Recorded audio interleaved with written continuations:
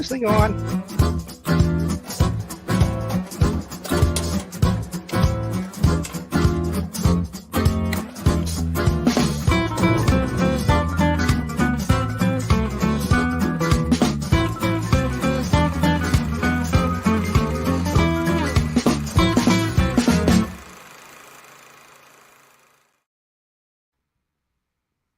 Hello, and welcome to Hold Up, a Movie Podcast. Last time we surfed the boob tube. This time we surf the net and walk on the webs. So join us as we hack the plots and keep our puns akimbo. Because tonight, our theme is the internet. I am your host, Davan Skelhorn. With me, as always, my co-host, Chris Worldmind Murphy. How you doing, I Murphy? just dropped my cat. I didn't drop my cat at all. What? What are you talking about? No. I didn't was just it kick for my something cat else, down the or- stairs by accident either, so So don't worry no, about it. not at all. She's perfectly fine. We have two special guests tonight. Two buddies of Cool mine from guys. long time. Andrew Chow and Kyle Hill. How's it going, fellas? That's us. You guys, Hey. yeah, you guys. How are you now, fellas? Oh, hey. Doing Can well. they read my name on the screen there? Yeah, that should be up. Hold on. Oh, here it is. Shit, Kyle, we're famous Here we now, go. bud. Big day, buds. Hey, now you can. Why Chow 5L07H. Yeah, yeah. Sloth. Okay. Yeah, That's that's sloth. my hacker name. That's my hacker handle. you? Obviously, I Sloth. came prepared, and no one else did. Oh my No, god, that's I not. didn't. That's not true. I came prepared. I have my handle, as you can clearly see. It says World Mind. Davin doesn't. Thank you. He's just Davin. Davin's you an know? interesting Thank you. word. You don't see that a lot. What Some about Kyle? professionalism here. Yeah, I didn't come prepared with the hacker name. I'm sorry. I like Chow's hacker name because it's Sloth. He just hacks really, really slowly. It's like, is somebody hacking us? I can't tell. It's just happening so slowly. But yeah, this is our 12th episode of our first season. We're going to talk about the internet tonight, aren't we, Murphy? Davin's favorite subject in the world. You know, this, I got to tell you, this did not go at all as I thought it would go. I got this episode surprised the hell out of me. These three movies. Yeah, Murphy, my what did biggest you mean by surprises that? so far. Davin's well, favorite. I just, if you know Davin, like I know Davin, and most that know Davin, The hippie up there, yeah. he's not a fan of most things internet that are generally considered like, pop culture or what most people would use. He just like Twitter. We'll take that for instance. Not a big I fan. don't like Twitter. No. I've seen him on the TikTok doing those dances. Oh well, you gotta send me that because I'm gonna need proof. That is vital information the world needs to see. That was a private link, Chow. Thanks. So yeah, Thanks a lot. It's interesting to see Private no longer. See his choices for these movies, and my experience with these movies were painful, surprisingly good, and more painful. That's how I felt with these three films so far. I can't wait. Well, they're all bad, but they're all awesome at the same time for different reasons. Yeah, in a way. Yeah, I would agree with that statement. Well, actually, Guns Akimbo is just straight bad, but we'll talk about that. Yeah. We're gonna talk about that. Yeah, I know, Murphy. I'm gonna blow Murphy's mind later. You guys are gonna see it live. Origin stories. You go first, Chow. You're directly below me. What's with you in movies? Well, I don't know if you know this or not, but out of high school, I wanted to make movies. I wanted to go into the film industry, but being Asian and having Asian parents, that's not the thing to do. You got to be a doctor, architect, lawyer, that kind of thing. So I went to university, didn't take any of those things. And then after a couple of years of university, I decided to try to get into film school at NCC. And of course, I didn't have the background to get in. So like they have hundreds of applicants every year. And I didn't get in, and I got sidetracked into doing photography instead. So I worked in yeah, like you should just do photography. I'm like, okay. And I did that for several years, almost 10 years. And now I don't do anything related to that at all. I just I sit at a computer and draw straight lines. It's never too late. We're doing big things here in the United Federation of Podcasts. Sorry. Never too late. And that's it in a nutshell. Kyle, how about yourself? Very What, good, what very is your origin story? My movie origin story? Yeah, what's with you in movies? What's That's with what I asked. me in movies? So Yeah. I would say that in my youth and young adult life, I was huge into movies and would watch any and all movies I possibly could. So a lot of movies circa 98 to 2003 were very formative for me. And then I feel like there's a certain point, maybe around 2010-ish, where I just stopped watching a lot of movies because I felt like it was just a lot of the same stories over and over again, and a little bit of MCU burnout, like after the fourth movie. And now there's like, what, 25 of them or more. And I haven't watched any of those, but lately I've been digging in and you know, just picking and choosing and watching some stuff that I find, you know, interesting. But yeah, I like a movie that, you know, makes me feel something, or makes me chuckle. But I have a weird sense of humor, so it's hard for me to find something that makes me chuckle. Yeah. You like get him right in See, the feels, that's sort don't of you? Yeah, right in the feels. Yeah, exactly. That's what I want. Well, that was sort of the thesis behind this podcast, where somewhere around the year 2000, I fell out of love with movies too, after they were like huge in my life. And then, like, I don't know, I just wondered why that was. And, you know, I would try to watch movies and new shows and stuff and couldn't get into them. And this is a bit of an exploration of whether my theory is correct and there was some sort of drop off, or I just am not watching the right movies, or I'm just nostalgic about old movies. It's an exploration. Yeah. Good origin stories, though, fellas. Yeah. All right. Well, what do we got here? In Theater 1, we have Hackers. Hackers. Yes. Oh my god, this is the only reason I came here. Yeah. 1995, starring Johnny Lee Miller, Angelina Jolie, Matthew Lillard, Lawrence Mason, and Fisher Stevens. Directed by Ian, perhaps? Softly. I think it's Lane. that font looks like Lane. No. I think it's Lane. Softly. Let's say Lane. Lane. Almost every other single person in there has a capital L in their name. You can't think that's an L. So. All right. Well, you want to launch the trailer there, Murphy? Oh, we got a trailer. We got a trailer. Feel free to talk over the. Yeah, feel free to talk over it. That trailer's back then.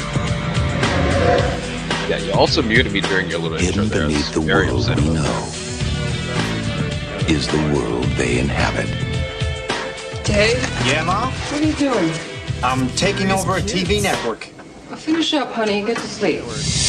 They're hackers. Hackers penetrate and ravage private and publicly owned computer systems. Hack the planet! Hack the planet! It's just something they do. Sure this sweet machine's not going to waste. Are you challenging me? It's who they are. I win, you wear a dress on our date. And if I win, so do you. They can crack any code.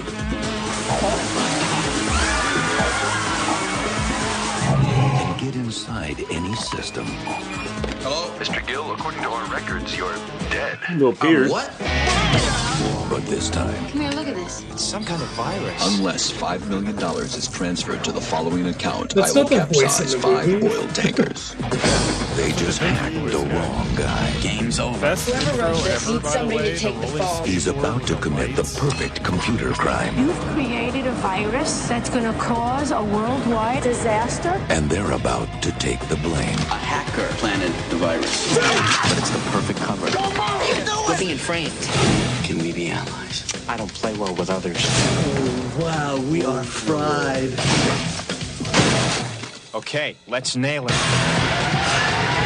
No, you're not good enough to beat me. Yeah, maybe I'm not, but we are. They're the only ones who can prevent a catastrophe. I know how to stop this guy. They'll trace you like that. Are you nuts? Come at me! Unlike any the world has ever seen. Never send a boy to do a woman's job. Hackers of the world unite. Cops on the building. I need more time. This is the end, my friend.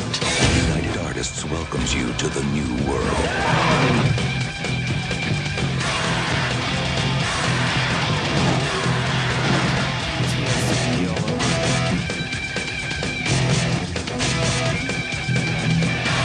God, I feel like I'm in the 90s. Well, this is 95, man. Oh, this is 95. This is That's one thing we 95. can all agree about this movie. Is This movie This is is like, was that like a 10-minute trailer? that was a long. And trailer, one thing it feels like we've it noticed. sometimes. Does anyone actually have to watch the movie now? I think that was the entire No. movie. That was a lot of the movie, except You'll a find that with the vomit of next the two movie. trailers too, probably, because trailers Yeah. always show the entire movie. We've been noticing that in this podcast. Even gone back, we especially even the got like old trailers ones. back from movies in like the 50s and stuff, and they're still giving away the whole movie then too. So it's not even a Like news our favorite Christmas film of all time, it literally starts with the trailer starts with the final scene of the film. Shit you not, it's called The Room, and it's a fucking horrendous film with the worst. You mean The like- Apartment? Was it The Apartment? Yeah, that's it. The Apartment. Yeah, it's The Apartment. Yeah. Yeah. Anyway, Yes, let's it not is. talk about The Apartment because Yeah, we're talking it's about not- hackers. That's not. Yeah, that's Yeah, we're we're here talking to talk about the internet and hackers. hackers. Yeah. All right. So Hackers 1995, the movie, is set in Seattle. 1988 is where the movie starts. It's an American film directed by Ian Lyon Softly.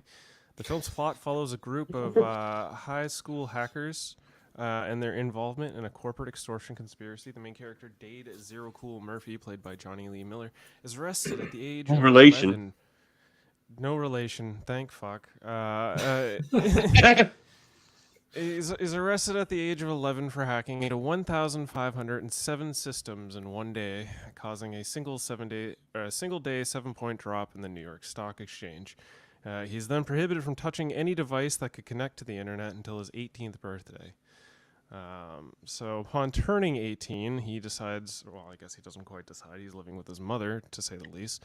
His That mother was is only Lauren getting Murphy. good then anyway. He didn't miss a whole lot. Yeah, he didn't miss Like much. a couple web crawler searches and stuff. That's all you missed.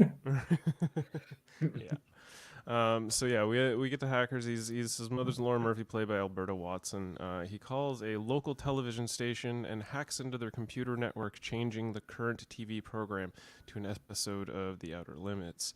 While doing so, he's then attacked by a hacker called Acid Burn on the same network, during which he identifies himself by the new alias Crash Override. Mess with the best and die like the rest, as his monarchy says, but she obviously terminates that connection. So Dade attends his new high school, quickly making new friends, including serial killer, played by Matthew Lillard, Freak, played by Ronaldo Santiago, Nikon, played by Lawrence Mason, and the feisty Kate Libby, played by Angelina Jolie. Badass names, and she's just Kate Libby. Well, I mean, she's Acid Burn, and also Freak Yeah, is the true. Phantom Freak too. Get his full moniker in there. Yeah, Well, true. Phantom Fun Freak. fact, which is one of my movie morsels, but yeah, Kate Libby, or Acid Burn, was actually meant to be a male character, which they ultimately changed when they saw the chemistry that Angelina Jolie and Johnny Lee Miller were having during their casting. So they're just Yeah. like, all right, let's just make. Is that Acid what we Burn witnessed female. here? That's Chemistry? what we witnessed here. They Apparently these two were have They got were married. that They were chemistry. married. Yeah, they got married after this film. They what? Yes, Yeah. our boy Johnny Lee Miller was married to Angelina Jolie. Oh my god. So yeah, Kate Libby Well is then. assigned to take him on tour of the school, and they quickly develop a feud with they quickly develop a feud when Dade is directed to the roof pool. That classic trick of getting locked in and rained upon. Oh yeah, it's classic. Because Yeah, all this the eventually schools actually have leads roof to- pools. this leads to what I consider my favorite scene that holds up, which is I put somewhere. Where did I put it? There it is. Yes. You play the game. Joey. One more dude at you and I'm gonna slap the shit out of you, okay? Now I try to save you from yourself, but you gotta stop letting your mama dress you, man. You hopeless. Oh. Check it. I need a handle, man. I mean, I don't have an identity until I have a handle. My mama still dresses me. There's nothing wrong with that. Check it Friday. The reason why I like this scene is because it emphasizes how You're hopeless, it emphasizes man. Utterly hopeless. Ultra laser. Dr. Doom. Dr. Doom. Dr. Doom's taken. You can't just be Dr. Doom. Yeah. Can't just be an existing property. I like that scene because it's ultimately. I'm gonna be Spider-Man. Anyway, it highlights the scene back in the '90s when the internet was running. It was like super critical to try and like come up with an online internet handle that didn't really involve numbers or anything or to that degree in your name. Is that why you grabbed WorldMind back in like 1995? To be fair, my first internet monarchy was Simon0666, but it was spelled PSYMON, which I had gotten from a game called SSX Tricky. There's a character in it called Simon, and he was wacky and crazy, and he did a bunch of fucking insane stunts. So I used that name for like 3 years, and then I found out about WorldMine through the Marvel Nova storyline, and I was like, oh, I like that name, and then I took that, and I hopped on that, and I made a career out of it. And here we are today. So yeah, that's why I love that scene. That was my favorite because it sort of emphasized that whole like that need. That was not nearly. I mean, I usually just go by KH. It's not clever, or creative at all. Because it's just what everybody called me. So dull. So dull. Works. If it ain't broke, don't fix it. You know. So yeah, he gets introduced to the scene, which is one of these crazy wild club undergrounds that actually, where is it? Oh no, hang on. This is Davan's scene because it sort of leads into Davan's scene as well. So this is Davan's scene. Because see, there's the difference. Yeah, see, there's the 90s, and there's how the 90s saw itself. And this is how the 90s saw itself, which was like you could roller skate indoors everywhere. Teenagers hung out where there was no like supervision. And it was just like you saw that all the time. Like they could be dealing drugs in there and shit. Nobody cares because it's like there's spray paint on the walls and the kids got roller skates on. It's a club for teenagers. and the other reason I picked that scene is because what he just did there with the tones while making a collect call, that was actually considered the first form of hacking in the real world where people would do that. You could just make a certain tone and you could get calls for free. That's the origin of hacking right there. Enters one of these. There was a funny nod in the movie. Parties because, like, realistically, like I've never been to any sort of club or scene that has remotely like this. I think they used it. Yeah, I was alive in the 90s. There was nothing like that. No, so that's part of what makes this movie. Some aspects of this movie, like in a weird way, brilliant because it didn't necessarily age poorly because it's like it was. A large parts of it were just fantasy anyway, like the way they all dress and like some of the graphics and like the places they go. It's like that was just all like somebody's weird idea of what that was like. Like maybe there are pockets of the world where it was like that, but certainly, I mean, we grew up in rural areas, so maybe we just didn't have the opportunity to experience a cyberdelia equivalent. Truth. I feel the clothing was pretty on point for this movie for back in the 90s. It was just like the graphics of hacking that was just way off the wall that got to me. Yeah, they thought the internet was something it definitely wasn't and ever going to become. Like this movie, of all these internet movies, this one understands the internet the least. Jody Simpson makes a good point. Fun fact, they are playing Wipeout on PS1. Wipeout PlayStation 1 game. Thank you, Jody. Which I was like, is this a fake game? But it actually is a real game. And I was like, I remember playing this in a real arcade. Yeah. Standing in a thing with two remotes, two remotes, yeah. joysticks. It's like, did the thing move that you're standing in? No, it didn't freaking move. Did you have So roller skates basically- on? Davin, before we go any further, we got to clarify the difference between roller skates and roller blades. Oh, you're Big right. difference. This wouldn't be a '90s movie at all if they were wearing roller skates. That's my bad. Roller skates would be back in the '70s. Do you know that rollerblading was 50s not even. actually originally part of this film? They just decided to add it because they noticed the cast was enjoying themselves rollerblading off scene. So they're like, let's add That must rollerblading be to the what the fucking movie. kids do. They must Awesome. rollerblade in their arcades and stuff. They all So, look yeah, uncomfortable doing it. Dade ends up beating Kate's like double triple record and starts getting into hacking shenanigans. They talk about the big red book, which I thought was a funny scene as well. And Joey here, played by Jesse Bradford. Oh, Joey. All these actors are in their 20s. Joey, at the time, Jesse Bradford, was 16. Hey, he was appropriately aged. This character had a smoke in his hand. If not, I think it was even this. Oh, yeah? He has 2 smokes in his hand. He does have Oh, he 2 in his does. hands in the scene. Yeah. Oh shit! Yeah. He has 1 in each hand. Yeah. So If he's he was Oh, the constantly thing. smoking. Now that's '90s. That's super 90s, but also his poor health. I Yeah, hope they were herbal cigarettes. I'm sure they were, The, but like the one wow, what an actual image. teenager is the one smoking in the movie. Yeah. He's probably like, we also "Don't worry, see I've been his, smoking for 3 years." Yeah, we also see his bare ass in this movie, so I don't know how he got this rating. Oh Should be rated R. It's I true. skipped past that, That's but yeah, there's underage a whole, nudity. there's a whole There bunch was. of There's a lot of weird like, shit in this movie. Yeah, like let's lot of get the weird shit in this movie. yeah, like that's weird. Can we get his bare ass up on here, please? Yeah, where's No, the I don't bear have ass? it. Can we just skip ahead to the bare ass? We can just skip ahead to when he gets let's cut to himself the chase. arrested. There were two ass shots in this movie, and neither of them are in your slideshow here. No. So the group gets in trouble when Joey Padilla, the novice hacker of the group, successfully breaks into Ellingson's mineral company supercomputer and downloads part of a garbage file, tipping off which was a real surprise cameo for me, but tipping off server guard Hal, which is played by fucking none other than Look at this. What does all this internet infrastructure here do? Like, what is this?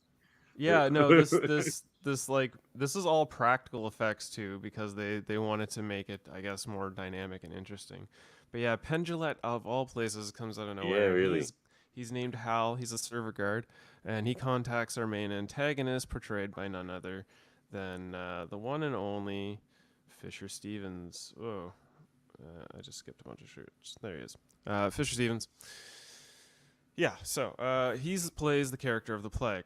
After a bit of hacker mojo, Joey's ceremoniously caught by the feds, and that's when we get his bare ass, because they're taking away his computer. And that's when we're introduced to Agents Dick, Gill, and Agent Ray. But before we get to that, we are introduced to one of our host's favorite scene, which I believe is you, Andrew. You wanted the TV, or was it you? Oh, this was me. I highlighted this scene. No, wait, you wanted this one, or was Oh, it the this other is one? my scene here. This is yours. Sorry. What's going on? 4, There we go. 3, 2, 1. Welcome to our show. Hack the planet. Hack the planet. And for those late, The planet. Joe Cola, the soft drink of the elite hacker. Who are these guys? It's Razor and Blade. Find a payphone in a remote Razor and Blade. That's man. right. This is a payphone. Don't ask. Don't ask, indeed. All right, so when you How did they get that payphone? Yeah, where did they get it from? When you talk about some things holding up, like I don't know if you can watch two. There are a lot of, there's lots of digital content creators in the world, but a lot of Twitch stuff you can't watch it without seeing some sort of gamer fuel being advertised. I just thought that was like ahead of its time in a way, where it's like, yeah, we have like this random niche Monster drink. energy Well, drink. but it's never Monster though. It's some other like weird off-brand. It's like it's usually G Fuel, or there's this one I see sometimes called like Mad Monk, but it's like MONQ, and they're all just like reskinned energy drinks. But I think it's G Fuel just came out with a version called like Titty Milk, which is like Take my just money. it's just like white and creamy, and he's supposed to have the consistency of cum. Hold on, where's my The guy that was like collaborating with G Fuel's like, can we call it like cum? Is it too much to call it cum? And they're like, yeah. And he's like, what about like titty milk? And they're like, we can get away with titty milk. So, amazing. That's just the type of chaos. Yeah, just that wild branding. That scene for like the introduction of Razor and Blade, getting some ethnic diversity in their cast, and potentially, even though it's never really Peter Kim.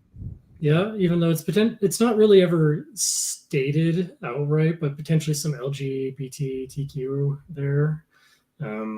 Representation as well. I don't know if it's intentional or not, but one of them's wearing like a scarf that's like rainbow colored, so there might be something there. So again, just kind of having that tossed in, they get some bonus points there, where it's probably something that in a lot of other movies, I think you throw that in front of a test audience and like, get these people off the screen. They also have the Kate Libby sexy dream of Dade wearing the motorcycle suit. It's true. That's true too. Yeah. There's so many weird dream sequences, but during that like one scene after Dade gets he gets interrogated. Made you hot too, right? Then he gets arrested, or no, he gets interrogated. Has the dream where she comes in and like she opens her jacket, flashes a quick boob, and then jumps on him. And then makes out with him, and then immediately gets pulled off him where he gets arrested, and then he wakes up from a dream, and it's such a confusing like set of events. It's just all the shit that was on his mind at the time, man. That's just his mind was processing. He's like, I'm horny, and I'm about to get arrested, and that's what he was thinking about. It's also pretty gross. I don't know if you ever worn a leather jacket with no shirt, but you get pretty sweaty. Sticky. So speaking of sticky, we're gonna go back to the agents. We got Dick speaking Gill of sticky, Agent Mark Ray. Anthony. Mark Anthony, of all people, Mark Anthony fucking shows up in this film. I'm like, what are you doing here? You act? Since when did you act? Well, see, this was like apparently this was like a movie that we're gonna give people who want to act a chance to be in this movie. So that's why Mark Anthony and Penn Jillette appear in this movie. I was appreciating when Anthony was super zeitgeist in 1995. I suppose so. He was just everywhere. They bring in Joey here, and that leaves the Plague explaining to Ellingson. Lorraine Bracco. Yeah, Lorraine Bracco of all people as well. Another connection from a previous favorite of mine. She's back on the show, friend of the show. We got Plague explaining how the Da Vinci virus is going to sink all the oil tankers and in the shipping containers, and this is his plan to basically blame our heroes, the curious hacking kids, on them. The virus is actually, of course, a ruse that Eli and Margot, Larry and Bracco, are using to steal millions from the company. Meanwhile, Dade and Kate decide to settle their disagreements with a hacking duel, and their friends act as judges, proceeding with a series of hacks on Agent Dick Gill. After bringing he's never referenced in the movie as Dick Gill. You just put that in because he's always referenced as Richard. I think in the movie. I think they label as I think they might call him Dick, but he always shows up as Richard though. The one thing I found funny in this scene when the Plague is actually interrogating Dade is when he takes this bat and then just goes ham on the Sony tape deck, not the 2-player Sony tape deck, man. What's wrong with you? And of course, yes, he has his dream, sexy dream where he then gets hauled away from the police. Joey is fucking saying he's not an addict at an addict place of all things. While smoking, look, I'm not an addict. While smoking and drinking coffee. Get more coffee. Let's get some more coffee. Yeah. That was a pretty good scene, actually. this movie has its charms. It's awful, but it just like somehow it was still had me engaged. And it shouldn't, because it's just like a collection of trippy montages, like mixed with like somebody's face that's gone transparent and then things happen around their face. It has an awesome soundtrack though. It does have an awesome soundtrack. It's basically a music video. It is. In some ways, yeah. It very much is. After being released from parole, Joey reveals the disc containing the files to the friend. Phantom Freak and Joey are eventually caught up in public while they're. Sorry, I'm a little behind on my slides here. Yeah, so Joey and the Freak are caught themselves in public by Phantom Secret Freak. Service, and Freak gets arrested Yes, for his troubles. Could we like we were going to be talking about this more? Like, why is it Yeah, the Secret Service? Like, why is it not Yeah, just no. the FBI? Like, does not? I thought the Secret Service was strictly like, Guarding protecting the the president? president and like maybe yeah. other former presidents. Like, why is the Secret Service That coming makes no after sense. these people? That's a great point. Like, I never thought about that. like, I was like, surely it's CIA or FBI, but when I was like doing my notes, they just kept saying Secret Service, and I'm like, all right, so I guess it's the Secret Service. Yeah, maybe the Secret Service hires protecting presidents and hackers. Those are their two jobs. That dude was terrible at being secret. Huge camera on the shoulder. Just throwing the camera on Seriously. your shoulder and like looking over your shoulder while taking the photo. Yeah, like literally 12 feet away from the people you're observing. Being serviceable. Freak, he's just giving Freak it here away. gets arrested, and as soon as he contacts Kate, he informs her that he hid the disc in the boys' bathroom at the school, and we get In the this place like, where he hid that thing that super time. uncomfortable scene where she's in the bathroom and there's just like 5 guys giving her rape looks, just leering at her the whole time because she's in the bathroom, and it's like. Well, that and dude she's was at t-shirt tucked in though. So the disc was hidden behind a condom machine, right? So she's in there pretending to get a condom while getting the disc. So they're all like, "Oh yeah, she fucks." She kind of gets it, and then she's like, "Oh yeah, I got to get the condom," and like walks back to it, and then like flaunts it on the way out, and it's like, So yeah, Kate and serial killer asked Dade for his help in copying the disc, and that's when they learn that the disc is designed to salami slice $25 million from Ellingson's transactions. They plan to hack the Gibson again with the help of Razor and Blade, Darren Lee and Peter Kim, and Planet. they evade hack the planet. No, that's Dade. And this amazing scene. This is almost my scene I picked as my favorite scene.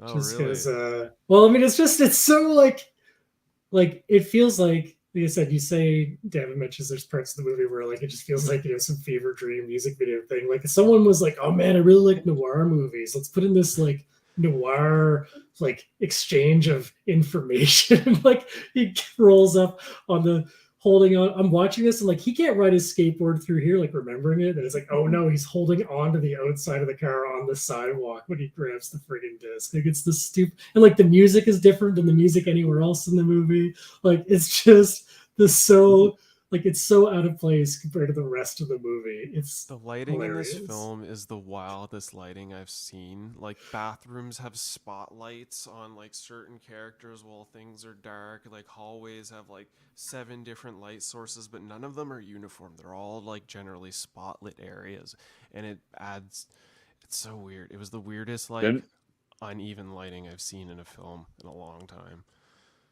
This is a funny scene, though. You're right. It's just like the director leaned over to like the assistant director, just like, "Hey, man, you know those like cool movies where like the detective walks in, like, and he's like monologuing and it's dark and shadowy." They hand over the envelope with the the photos of the guy's wife with some I think we need one of those. We need one of those, but with his dick and the skateboard and rollerblades. We need rollerblades. We need more rollerblades. So yeah, we get back to Razor and Blades.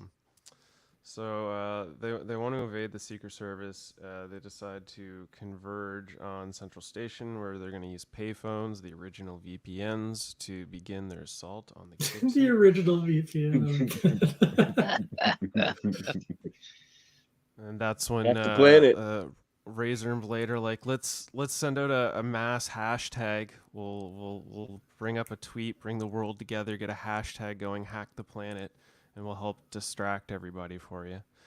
So they contact hackers around the world, including places such as like Italy and Japan and Russia, while these guys are down at the Grand Central Station.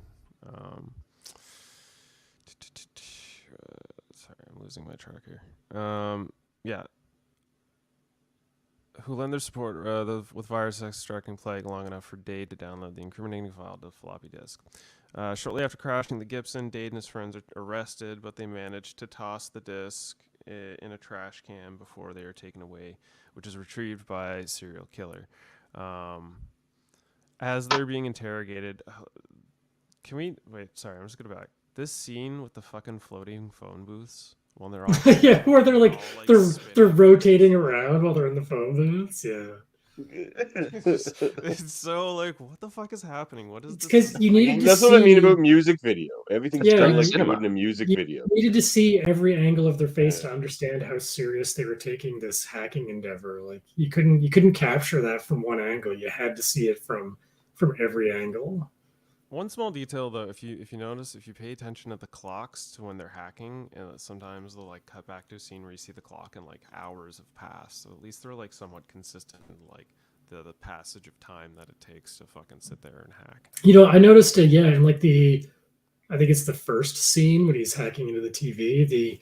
The time is moving like as if like seconds are going by. Yeah, it's like 3:40 something a.m. or whatever, but like it's changing every second. I did notice that.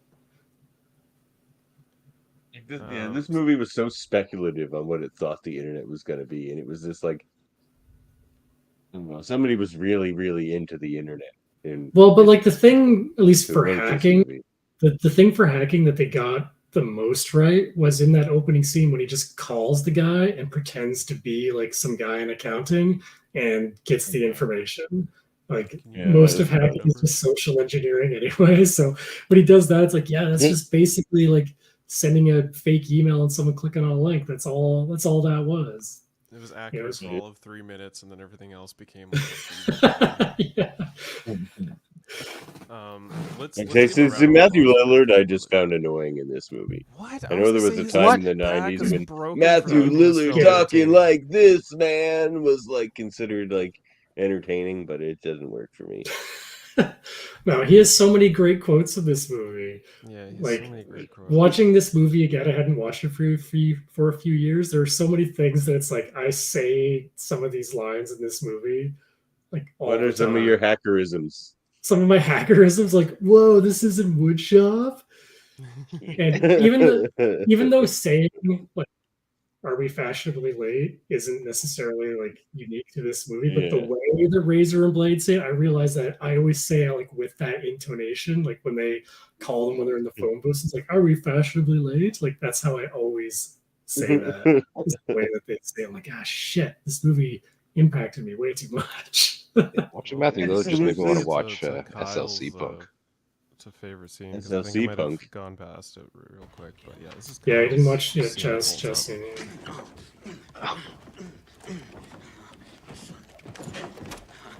Is he playing an Oculus Rift or whatever they are? Something like that. What the hell are you doing? He's got the sheriff badge on. Play. What does he do with the badge? Gil, I think we got something. Hard copy. I used to say that about you too. Yeah, hard copy. I say that at work. Yeah. I'm pretty sure I You were like, what are you talking about? So yeah, serial killer retrieves the hard drive, and as he's being interrogated, revealing the plot from right. So Eli and Margot celebrate by basically doing the nookie.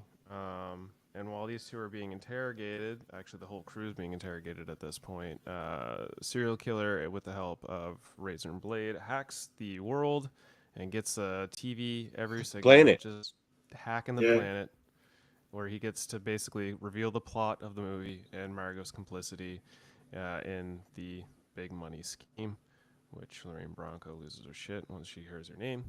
The plague whole is arrested, scene, I was just thinking, course. man, I wish they picked any character but Matthew Lillard to be the guy up on that screen. So Lorraine Bronco's trying to let him know that Eli isn't. And this scene confuses me. So the plague is ultimately arrested when he's trying to flee to Japan under the alias of Mr. Babbage while on a plane. Why he wasn't arrested at the gates, we'll never know why. Yeah, they wait until he's like, how long are they on this flight before they're like, we're gonna arrest this dude? Flight to Japan. Let's take the red eye. You're trying to wear a disguise midway through. Yeah, and so they're and they're in New York. So where is he connecting through? Like they're showing the plane. Is the plane over the ocean? Like is it going from New York to the West Coast? Is it flying over Europe? Like at what point are they arresting him? So I don't think Mad Scientist is the best costume. Yeah, so here's a little thing too I had in my notes I'll throw in there really quick because he has some name with the last name Babbage on the fake profile that he creates like for Dade's mom. Her last name is also Babbage, but it's something hyphenated Babbage.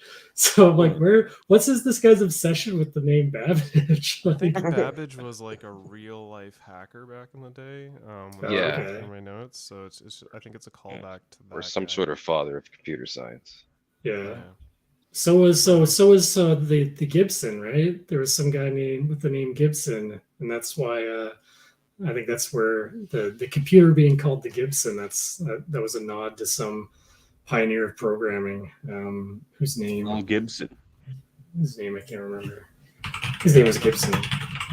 There's Gibson. They talk about Gibson in the net too because they're drinking Gibsons. Yes. Wrap this up. Right. The movie ends with Dade and Kate having their rooftop pool swim, and as they make out in front of a city skyline with the windows lit to say "crash and burn," and that's basically. Okay, was this whole movie just to get to that scene right there where it says "crash and burn" on the building? So, yes. It's maybe. She even says it's like if you weren't such a doofus and just admitted the fact that I'm a pretty good hacker, you could have saved yourself a bunch of trouble and basically could have saved yourself the entire movie. But she they is a stopped the doofus, global though. plot and saved millions for an oil tanking company. So, thumbs up, hey! Like hackers, they saved an oil company millions of dollars. Yay! Yeah, I'm so mixed. I have such mixed feelings about this movie. We'll talk about that here now. But first, which performance would you hold up? Guess first. What about you, Chow? Who's your favorite performance in this movie? Matthew Lillard. Oh no! Okay, Suck it, that's Davan. fine. Well, fine. Maybe it was great. It's just not my cup of Lillard. Not your cup of Lillard. Actually, you know what? I really liked Phantom Freak too. I really liked his character. I liked his energy, and I think that kind of energy could hold up in today's movies for sure. Yeah. Santiago, what was his name again? It was Renoli Ronaldo. Santiago. Oh. Renole. I could be wrong. Anyway, for me, I would say my hold up is easily the plague in Fisher Stevens. Fisher Stevens, if not for him, I don't know how far this movie would have gotten. I did love Matthew Lillard. He was the comedic joy and nostalgia I needed to keep me going through this film. But Fisher Stevens broke his back to make this film entertaining. There's something to be said about when a movie appears to not be great, but the person playing the villain goes all in on being the villain, and you're like, this is like if he gets someone pitches him this movie, it's like, listen, you work for a big corporation, but you're an anti-hacker, and you wear a trench coat and ride a skateboard through the fucking office. He's like, I'm in. I want this role.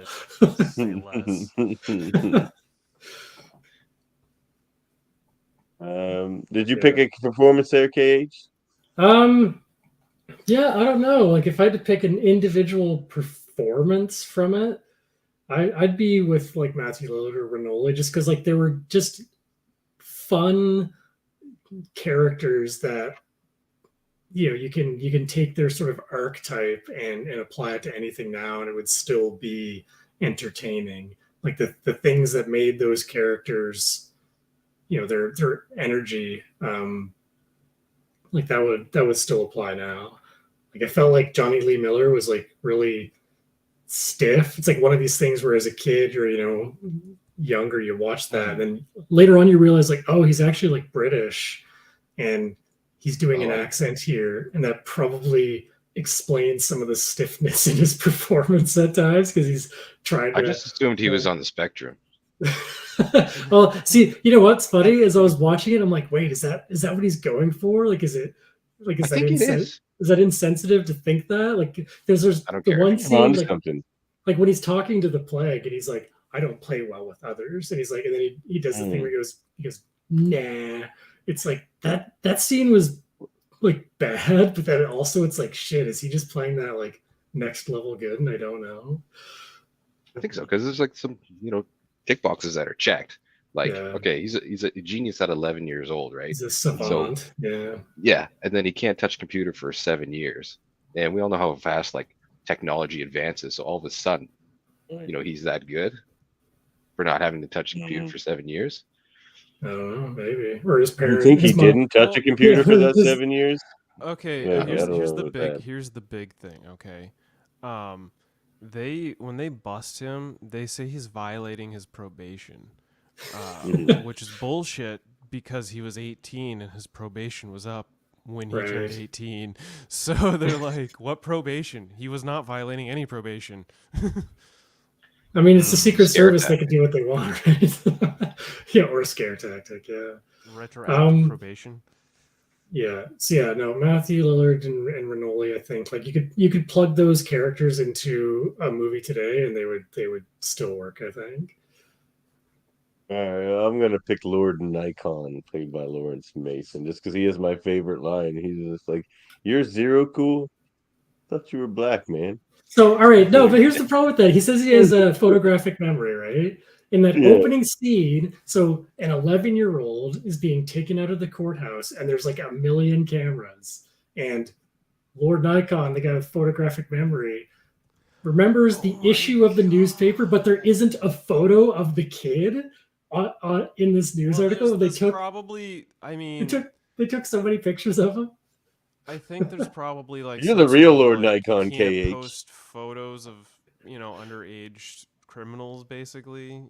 Sure, but you'd think like, oh yeah, maybe, probably, but you'd think they probably just wouldn't have had like all the people there to begin with because it was a child. Like they would keep it under wraps.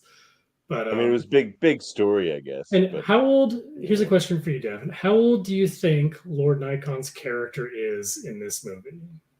Lord Nikon, I would say probably like 18. So how old do you think Lawrence Mason was at the time of this movie? Probably like 30. Yeah, he was 29, I think. But like, it's never at any point said like, is he in school or recent graduate? Like, is this guy like 26? So they're just going over to his house to hang out and watch hacker. I would say he's older because he has his own place. Didn't have the older 30-year-old guy that would smoke pot and drink beer with you. I believe he's like 26 in that. Yeah. No, I didn't have the 30-year-old man who invited me and my teenage friends to hang out with him. No, I didn't know that guy growing up. You can be that guy now. I can't be that guy now. I'm too old to be generations into alcoholism. The setting aesthetic. This movie would look crazy. It doesn't look like 1995. It doesn't look like any particular time at all. No. It's like Blade Runner. Like bad acid trip of 1995 is what it is. Yeah, pretty much. So I think that's something that in a way it almost helps it hold up in a way because it's not like so obviously 90s that when you watch it now you're like, oh my god, we were so dumb back then. It's like this is like extreme counter subculture stuff that very few people would have experienced anyway. So it's still like a bit of a novelty to see it and a bit of a treat that way where it's like, yeah, it's not like cringe to be like, oh my god, this was like watching a music video from 1995 for like a top 40 rock pop band. You're like, this is bad. But this movie, oh man, I think the setting and the aesthetic it carries on because it was like it wasn't real at the time, so it's still like it's half science fiction practically. This is basically science fiction. Like this is, you think this classifies as science fiction? At least now, like when you look back on it. At a certain point, they go back and reclassify it as science fiction. At least that one episode of Futurama where they go to the internet makes a lot more sense now. Well, now it's time for...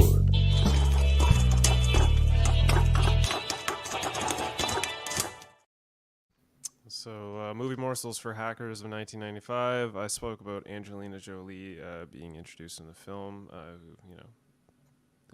gender character switch, all that stuff. The password God used in the film is actually one of the most commonly used passwords in real life. The film's terribly short password. I know. Yeah, you wouldn't be able to use it now in most cases. No, nowadays not so much. But yeah, for a long time apparently it was all. In 1995, that was everyone's password. The film's computer-generated graphics were cutting edge for their time, and many of the visual effects were created using Silicon graphics workstations, which were commonly used in Hollywood at the time. The film's hacking sequences mostly used motion-controlled models instead of computer graphics to avoid looking too artificial. The filmmakers had difficulty securing funding for the film, so this film was almost not made until Matthew Lillard himself convinced his friend and director Francis Ford Coppola to invest in the project. Wow. That guy's this is a Francis Ford Coppola production. Yes, it is. I mean, there was some pretty obvious product placement in a couple spots too. So they got a little bit of money from that. There were some beverages that were clearly displayed. Some McDonald's, that was talked about. So yeah, the film's climactic hacking battle scene was shot in just 2 days using a combination of practical and computer-generated effects. The filmmakers used a real-life garbage dump as the location for the scene. The filmmakers also originally wanted to include a scene where the hackers break into the White House computer system, but the Secret Service denied the request to film on location, and the scene was... I just put the Secret Service in the movie. They're like, but we're putting you in the movie. Let us come into the White House. That's the answer. No, that's the answer. We're like, why did they make it the Secret Service? It makes no sense. They just did it to stick it to them. It's the only thing that makes sense. I have to Google what does the Secret Service do? The first thing that comes up is gonna be stop hackers, and we're all gonna shit our pants. So this one's interesting. The Robert Morris worm, also known as the Great Worm, was a computer worm that infected approximately 6,000 Unix machines in November of 1988, causing widespread disruption and damage. The worm was created by Cornell University graduate student Robert Tapin Morris, who released it onto the internet to gauge its potential impact. Wait, is his last name Tapeworm? Is that what you said? His middle name's Tapin. Tappan Morris. He's released a Tapin worm onto the internet to gauge. Great worm. That's what I call my baseball bat.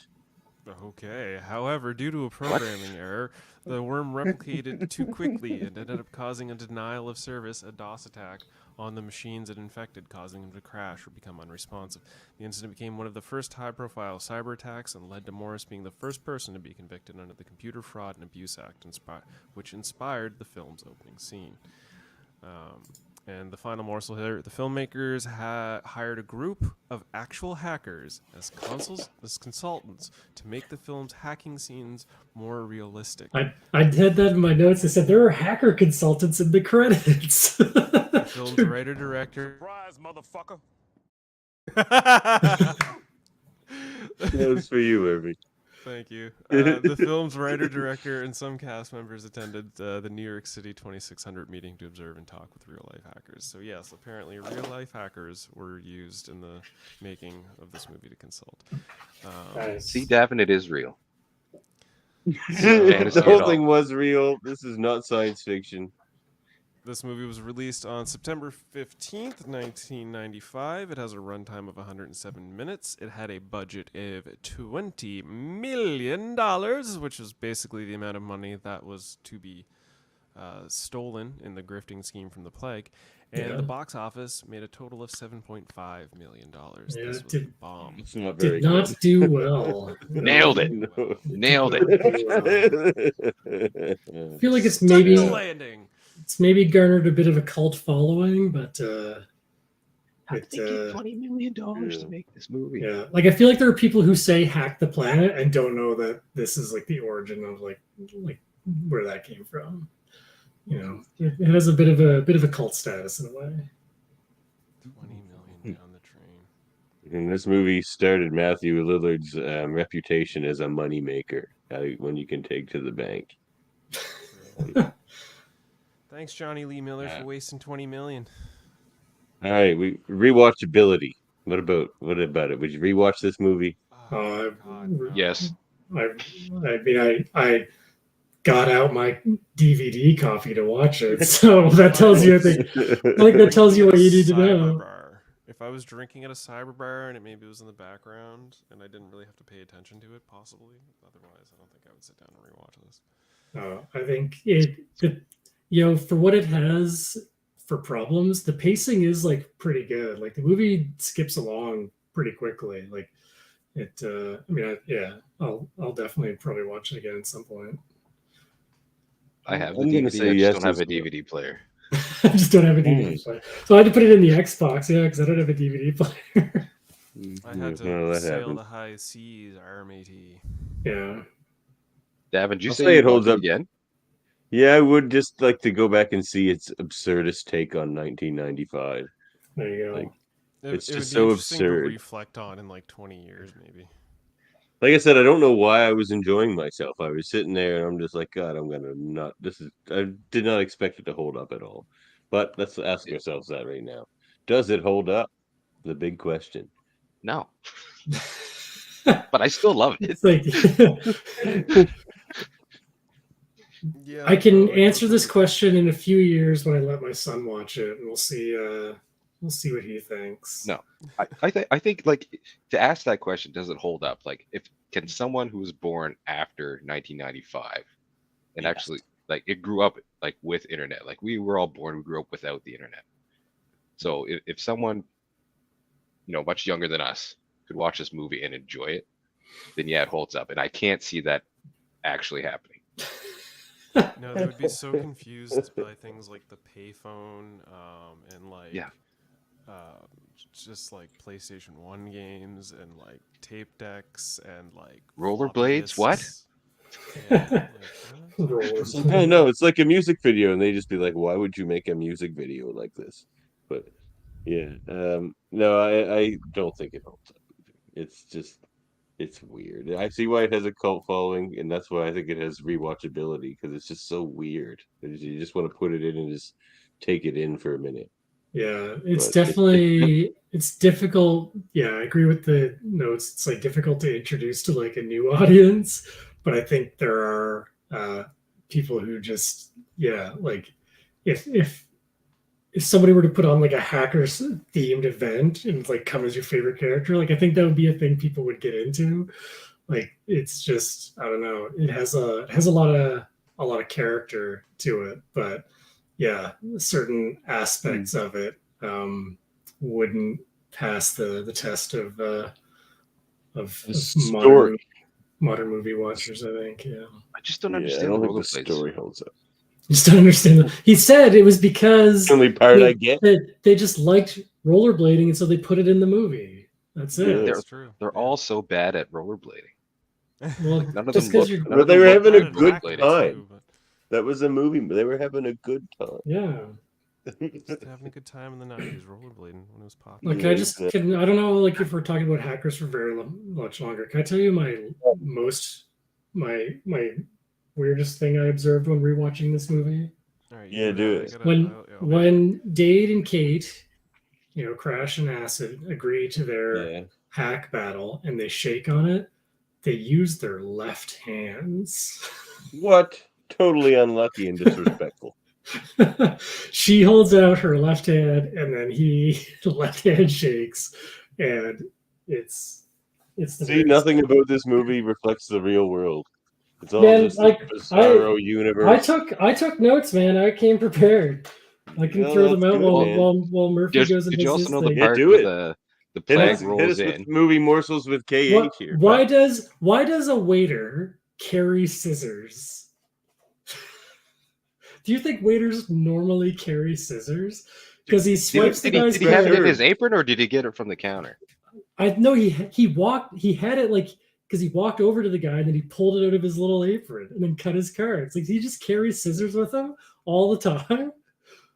Is that a thing in fancy restaurants I don't know about when they have to cut people's cards up? Yeah, maybe you have to cut receipts back then. Who knows? Yeah, it was like a common trope back Cards in, up. Yeah, it was just, yeah, I know. It was like, yeah, it was a common, yeah, it was a common trope. The other trope that I had made a note of was the getting a trace. Convenient plot device. Like, let's get a trace on his phone. It's like just some random oil company. Like, you can have it in the next movie too. They're just like tracing. Well, like, oh yeah, their all the server time. room, for fuck's sakes. It was just like glass towers and like up lighting and just like made no sense. It's like, where's the cooling? How does your shit work?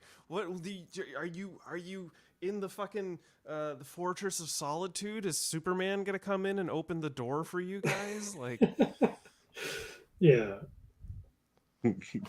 All right. Well, let's give us more. Let's Kyle. move on. Oh man, you want some more? Let's see what I I'd like got more. So we can talk about how Wendell Pierce doesn't age, because this movie was true. He doesn't. Almost 30 years ago. Immaculate. Dude basically looks the same. Yeah, I mentioned there are two Diet Cokes that appeared in the movie. There's one scene with the Plague and Lorraine Bracco's character when they're like going up and down the escalators, where it feels like they did like the audio like post, like it just feels really off. Didn't notice. This whole movie felt sort of off. Well, yeah. Well, the sound was off in a few places, like when Angelina says, "I hope you don't fuck like you type." That was completely unsynced. That was a sync too. Yeah, it's like they changed it later. And like my other big question too is like, what do you think the timeline is for this whole movie, from like start to finish? How much time do you think passes? Like, because it seems like a lot happens with people getting arrested. I would say it's probably a month, because there seems like, they keep the Joey kid detained and he's grounded. Well, yeah, and how long from like when Freak is arrested to him being like in the jail payphone, or like the jail like making the collect call? Like, how long does that take to happen? Because it feels like you get your call immediately. But it feels like he gets arrested in the morning, and like literally that night he's like in some prison where dudes are like making gross comments at him. It's like, that doesn't happen that quickly. Like, you don't get processed and put in prison that fast. Like, the Secret Service fast tracks. Well, yeah, that's right. Everything could just be creative license, right? Secret Service just does whatever they want, right? That's the. So you looked it up. What does the Secret Service do, KH? They capture cyber criminals. We ensure the safety of the president, their families, the vice presidents, foreign heads of state, former United States presidents and their spouses, and events of national significance. So I guess if this was considered an event of national significance, they would get involved. Cyber hackers, hacking potential oil tankers around the world would be of significance. Yes, when the IT guy who calls himself the Plague says, "Hey, Secret Service, someone downloaded my garbage file," they're like, "We're in." We're all in. We're gonna catch these hackers with a big old net. Speaking of the net, what a segue! Let's move over to theater 2. He's our professional. Yeah, right. So theater 2, we have The Net, starring from 1995 as well, when the internet became a big thing. Apparently, it's like we just have to make movies about the internet. It's hot stuff right now. It's the latest. It probably won't last. It's the latest area in the world. Yeah, exactly. Starring Sandra Bullock, Jeremy Northam, and Dennis Miller. Directed by Irwin Winkler. I think that's Lurwin. It's Lurwin. I think it's Lorin. Lurwin Winkier. Yeah. Winkler. All right, hit us with a trailer, Murphy. All right. I'll get rid of that. There you go.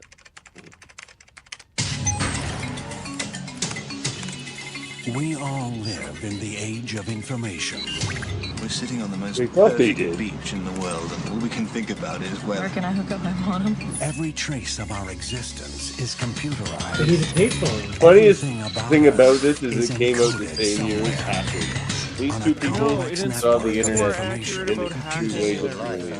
But this movie also features prominent use of cell phones, which even movies now struggle with. Computer analyst Angela Bennett was just I doing don't know if her they'll show it in the job. trailer. They're just going to show the whole movie in this trailer. When Oh she yeah, the whole movie, it's stumbled right here. onto something What is this? she never should have seen. I plugged it in and I'm staring at the Torian personal pies medical and- files of the Undersecretary of Defense, Michael Bergstrom. Someone's tapped into the system. How long will it take to track Mr. it? Bergstrom. Depends on how long it Yeah, stays killed online. himself because he thought people would Why think he would was anybody gay. want to do any of it? Great That story reaches there. farther than she could ever imagine. They hacked into computers and they caused this chaos. I Wall thought Street, this movie was market gonna be panicked so as good. 1995. the Department of Water and Power in Atlanta, This is gonna be the worst. LAX. We've lost radar contact. Now, It's time to go. Like, oh yeah, like the trailer should have been over. Why is it still going?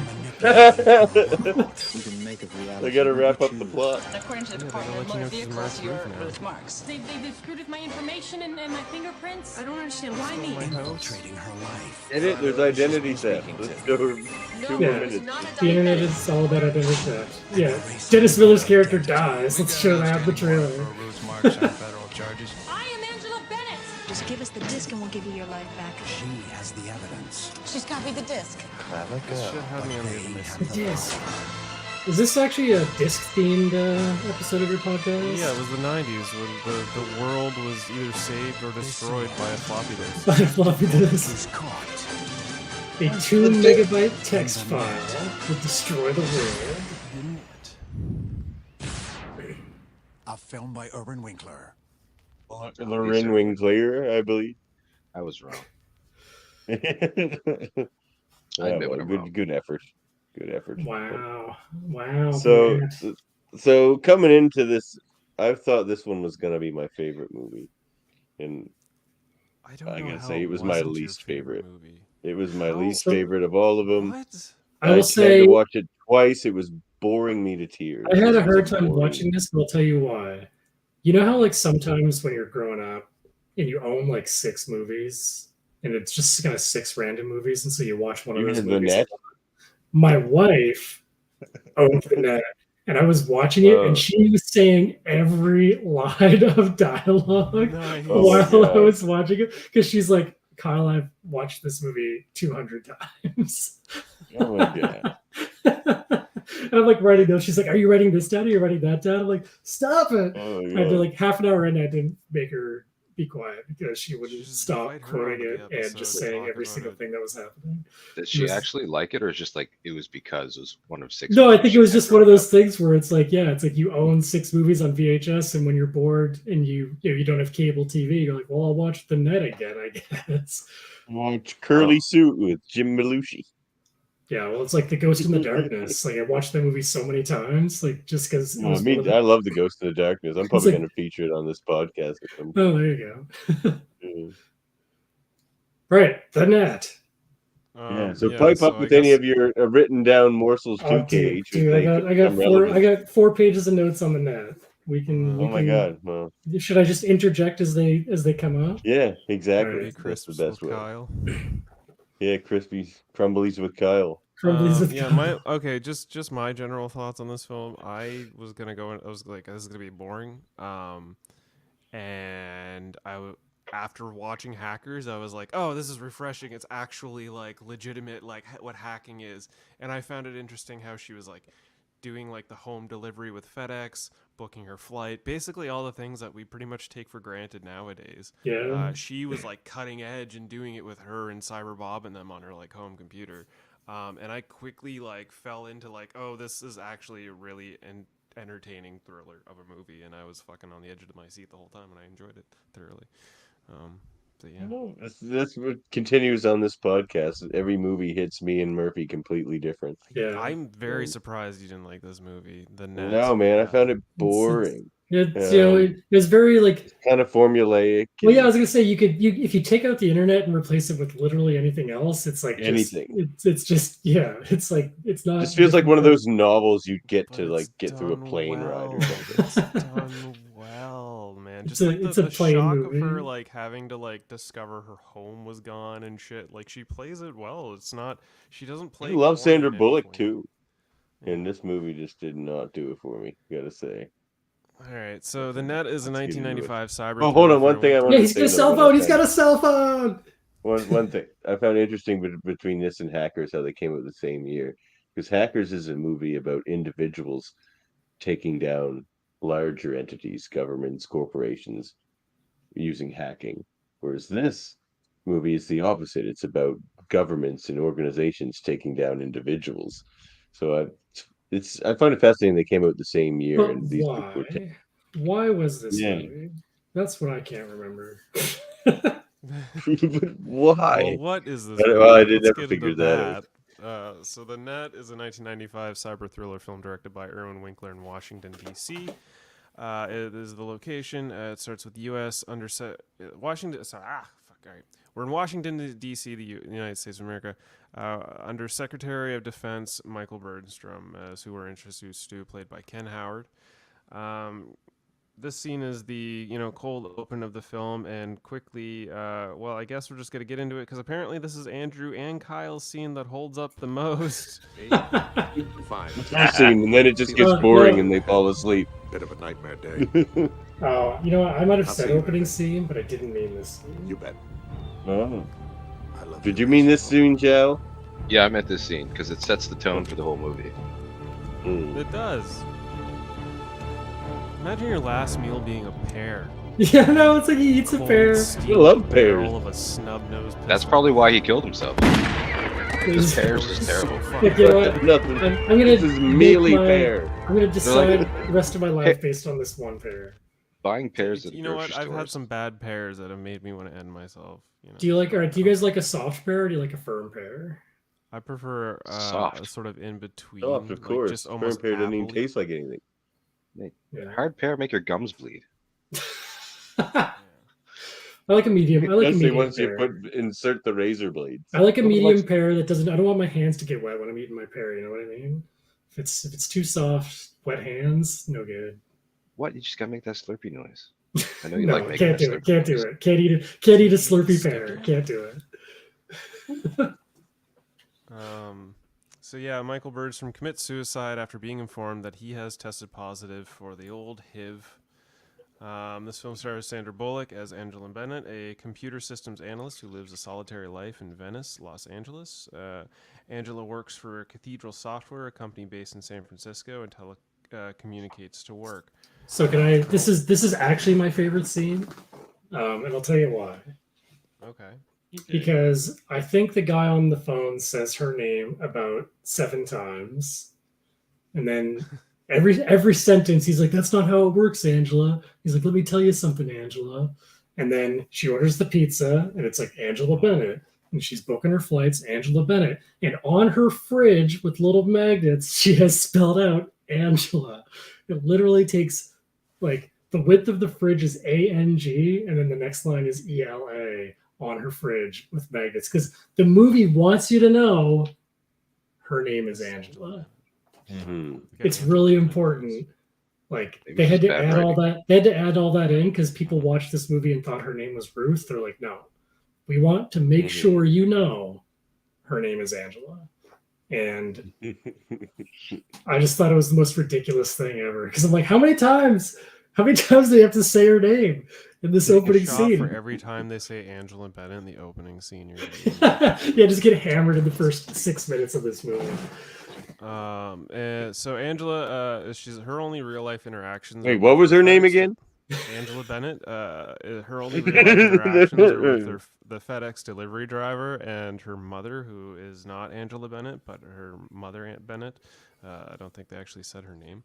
Her mother's institutionalized due to her Alzheimer's disease, which plays into a later scene that I thought stood And Angela's life ultimately changes dramatically when she receives a floppy disk from her coworker Dale, played by the legendary Ray McKinnon. He, sends over this Mozart's ghost disc, and it contains It's a a killer backdoor, riff. backdoor named Pi that allows access to a popular computer security system called Gatekeeper, sold by Greg Microsystems, which is nothing to do with Microsoft. A software company led by CEO Jeff Gregg, played by Gerald Burns, who is at any point in this film is only ever on TV. He's never actually on screen. Well, they filmed all his scenes in the one spot outside their building in like 4 hours, and because anytime he's being interviewed, it's in the exact same spot too, even though there are different times. Oh, glossy looks. Dale and Angela agree to meet, but Dale's private aircraft decides to crash into a tower, and he dies. He doesn't really decide to crash into a tower. He's just directed. Why you don't let your planes make your decisions for you? Well, I don't know how this guy wasn't paying attention to what's in front of him, and why he's apparently flying entirely by his own, devices. But the one thing I did notice is he was horny for Angela Bennett. There's a fireball. They cut Yeah, back you know what he into was the doing. cockpit where there's no fire, and then they cut You don't back call to it a cockpit for giant nothing, eh? fireball. Because that's just an editing error. No, it's good. Which there are some others in this movie too. There's a few of those. Dale's private aircraft crashes in the tower and he dies. Angela then, because she had a vacation all set up, she gets the news that Dale's dead from her coworker, and she's not devastated by this at all. No, she's not upset at all. She literally couldn't be bothered. I gotta catch a flight. Have you been to fucking LAX, man? That shit is a pain in the ass.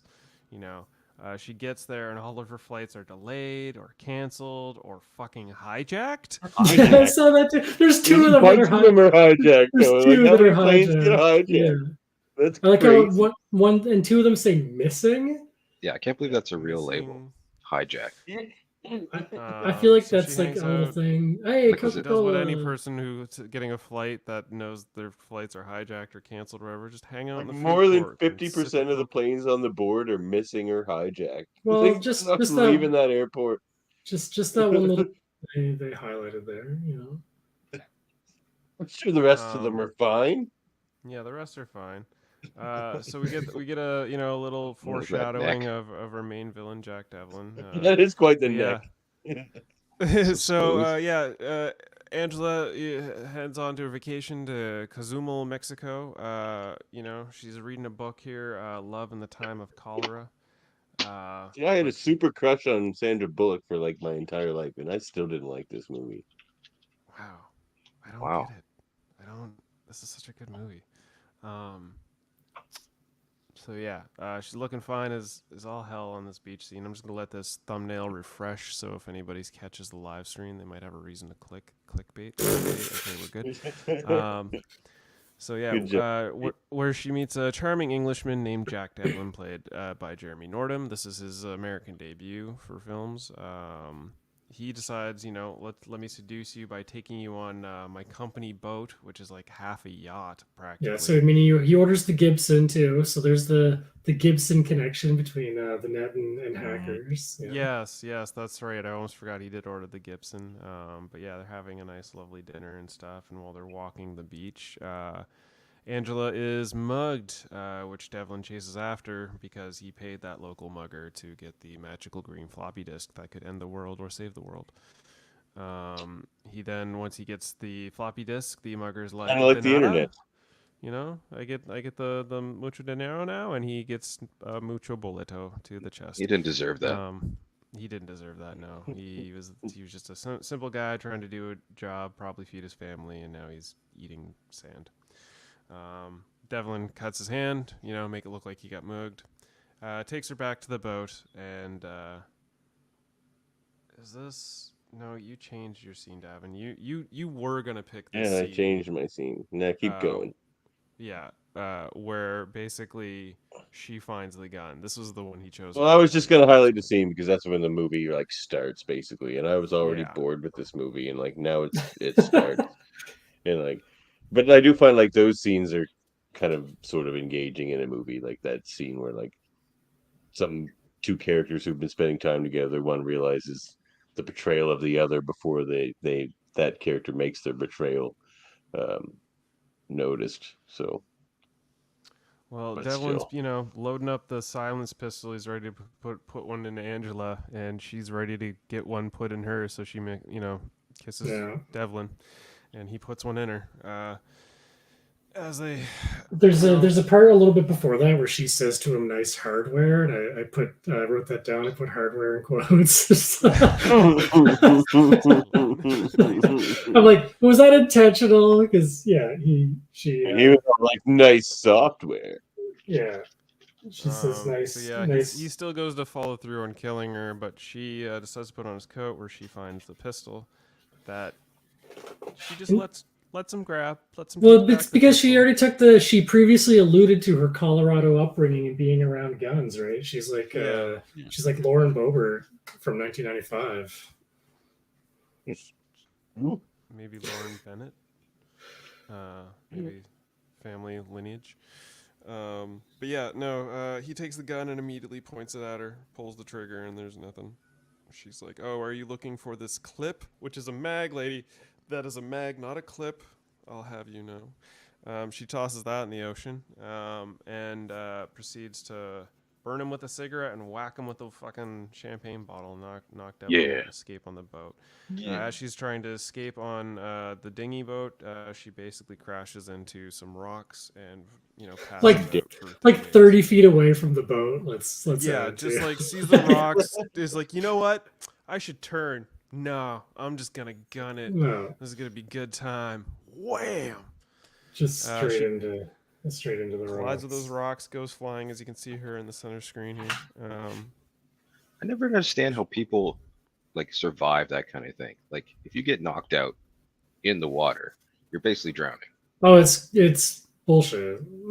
She like, and who finds her? Like who finds her, and how long until she's found? Like, oh, a fisherman found her.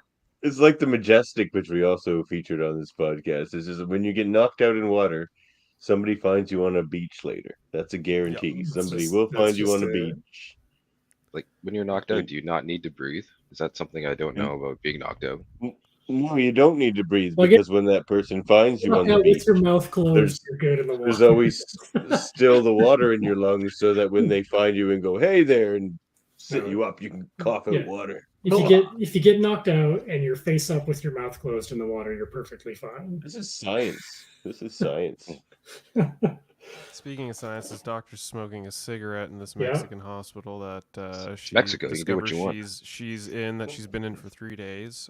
She also finds out that her disc was destroyed in the watery accident, but she's got a business card with a password on it potentially. To be clear though, too, the disc was destroyed by the sun, is what he says, implying that the disc was above the water on the beach in the sun. On the beach where they found her. And they picked it up for her. Yes. You left your disc on the beach, but we got it because somehow just that's what's important. Like carrying something like, how much does a floppy disk weigh? What are the odds of it and her washing up on shore in the same location? And someone being like, "Oh, this is important. Let's take this with us when we take her to the hospital." This very weathered floppy disk must belong to this unconscious lady. And it must so this unconscious lady, Angela Bennett, if you guys didn't know who this was, she's going to find out quickly when she goes back to her hotel that she has checked out. She checked out while she was checked out. And amongst that chaos, she also finds out that there is a border lady out of nowhere that finds her out of nowhere and is like, "Here, sign these papers. You're Ruth Marks, right? You're Ruth Marks. You're Ruth Marks, right? Wink, wink, nudge, nudge. You're Ruth Marks. Okay, cool. You're Ruth Marks." She signs that paper, and then she goes back. But I thought she was Angela Bennett. Yeah, she's not. She has no proof What? that she's Angela Bennett. She's lost all of her things, so she's gonna go with Ruth Marks because she's gonna be stuck in Mexico if she doesn't take this one and only opportunity to get back into America with this new ID and stuff. Somehow she gets through the border and gets back home to find that her house has been sold within the week. They also give her like the name of the most prominent communist ever to Ruth get back into the Marks. United States with. Yeah, I they didn't might as catch well that. just Good like catch. named her like Fidel Stalin or something like. Yeah, but it's not the identity they give her. I mean, spoilers for later in the movie, and if you're paying attention, is the name of the woman who assumes her identity. Yes. Yeah, I thought that was funny Face-off too. situation, if you will. Yeah. And so, like, I felt really that bad for girl- that other woman because yeah. they added all this shit to Ruth Marx's like criminal record. I'm like, that was that other criminal woman who was only doing like minor crimes. Now you've added a bunch of shit to her that she didn't It's do. funny though that your job in this whole like caper is be the lady who answers the phone if this woman calls herself. You just answer the phone as her. That's your job. Yeah, it's pretty funny. So yeah, Ruth, or sorry, not Ruth, Angela Oh my Bennett God. is back at her. It even fooled humor. Yeah, well, I know it's very is a tricky. great I don't know if movie. you guys were paying attention to the movie. It's deceit, like, come on. So Angela Ruth Bennett Marks, she finds out her home's been sold to her dismay. Which one of the scenes when she like walks in and she's like, like that kind of fucked with me. I was like, oh man, that would break my brain to just walk into the house I expect and everything's gone. So yeah, she's assigned to be Ruth Marks. Devlin has entered an arrest record for Ruth, which includes prostitution and drug dealing and all sorts of surprising goodies that Angela Bennett has no actual priors to, but you know, petty larceny, narcotics, parole, prostitution twice, prostitution 3 times actually. So prostitution Once, twice, before 3 she times was later. before she was 20, when she was 19 years old. Yeah. That's a bit old, actually. Yeah, she sees that she's gonna get arrested by the cops, so she bails out. She pulls a bait and switch with the old phone, giving it to an old guy and calling her ex-flame, played by Dennis Miller. Former lover and psychiatrist Who's Alan Champion. terrible in this movie, by the way. He was the worst. This is not the kind of role you cast Dennis Miller as. I know he was kind of hot in 1995, but he was just awful. He was he felt very out of place. Speaking of 1995, especially in like the dramatic stuff, like later, and he's like dying. In the Well, hospital. he gives like he just come closer. Well, and it's like what? Like how intentional is it that he's giving off like creepy vibes like half the time? I don't know. Like he's like 25% like caring, 50% creepy vibes, and like 25% like someone else. But it's like, what like. Yeah, like even just like that, like just that right there, because he's like, hey, we could make a Gibson in this scene. Like he just looks not like somebody you'd want to have helping her you. body language does not read, I'm down with this. And he's just like, we're going to get drunk and laid? That's why you called? Yeah? It's like, no, Dennis. No, we're not. Speaking of callbacks and old 90s callbacks, I don't know if you guys noticed, but when she hands the phone off to this old guy and he pulls up, he's like, clever girl. That's a whole tip of the hat to Jurassic Park. So yeah, Angela eventually logs into Bethesda Naval Hospital's computer and learns that Under Security of Defense, what a fucking weird title, Under Security of Defense, Bergstrom. Like, is that a real title? Who had opposed gatekeepers' use by the federal government, was misdiagnosed with HIV. That's right, he was negative, misdiagnosed. Was not infected, so he, you know, took a silver laxative for no reason. Are you saying there's gaps in the American healthcare system? Because if that's what you're saying, I won't have it. There's no proof of that whatsoever at all. Right. So yeah, Angela eventually reaches out to her old cyber buddies to find out a little more about Praetorian, and the Backdoor Pie is connected to Praetorians, a notorious group of cyber terrorists who are linked to recent computer failures.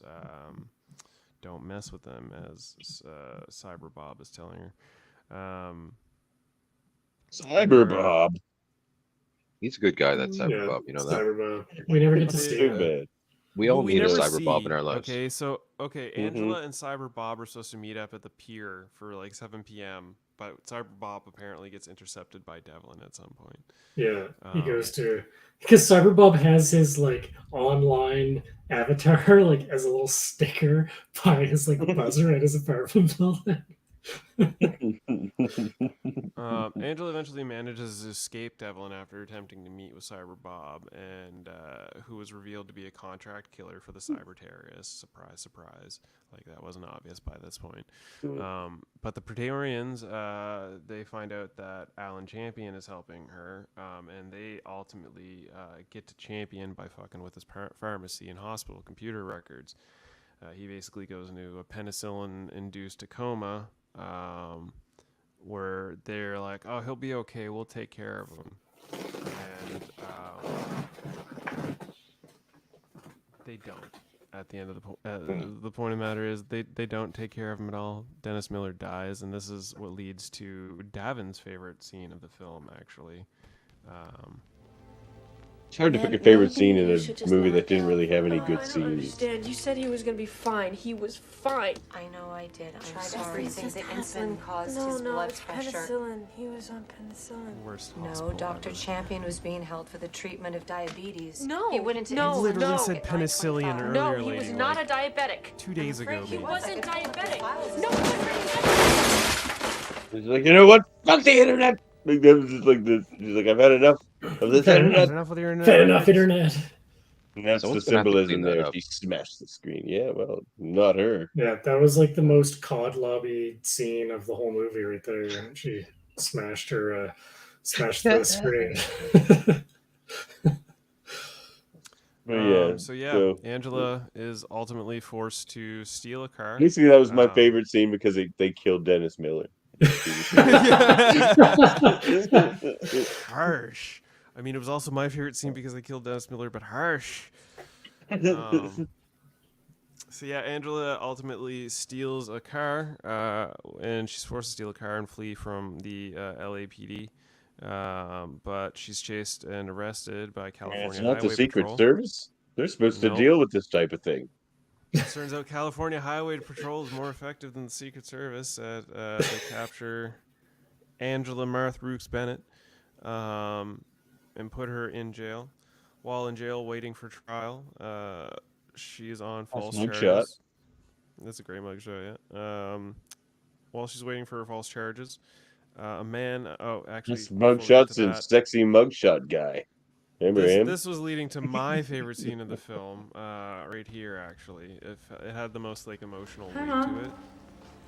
Is her trying to be like, everyone's dying around me. How you doing? You Nobody doing okay? believes who I am. I can't find my FedEx guy to tell them how's who that I new am. nurse treating Mom, you've got Alzheimer's. You remember me, right, Mom? You remember me, Mom?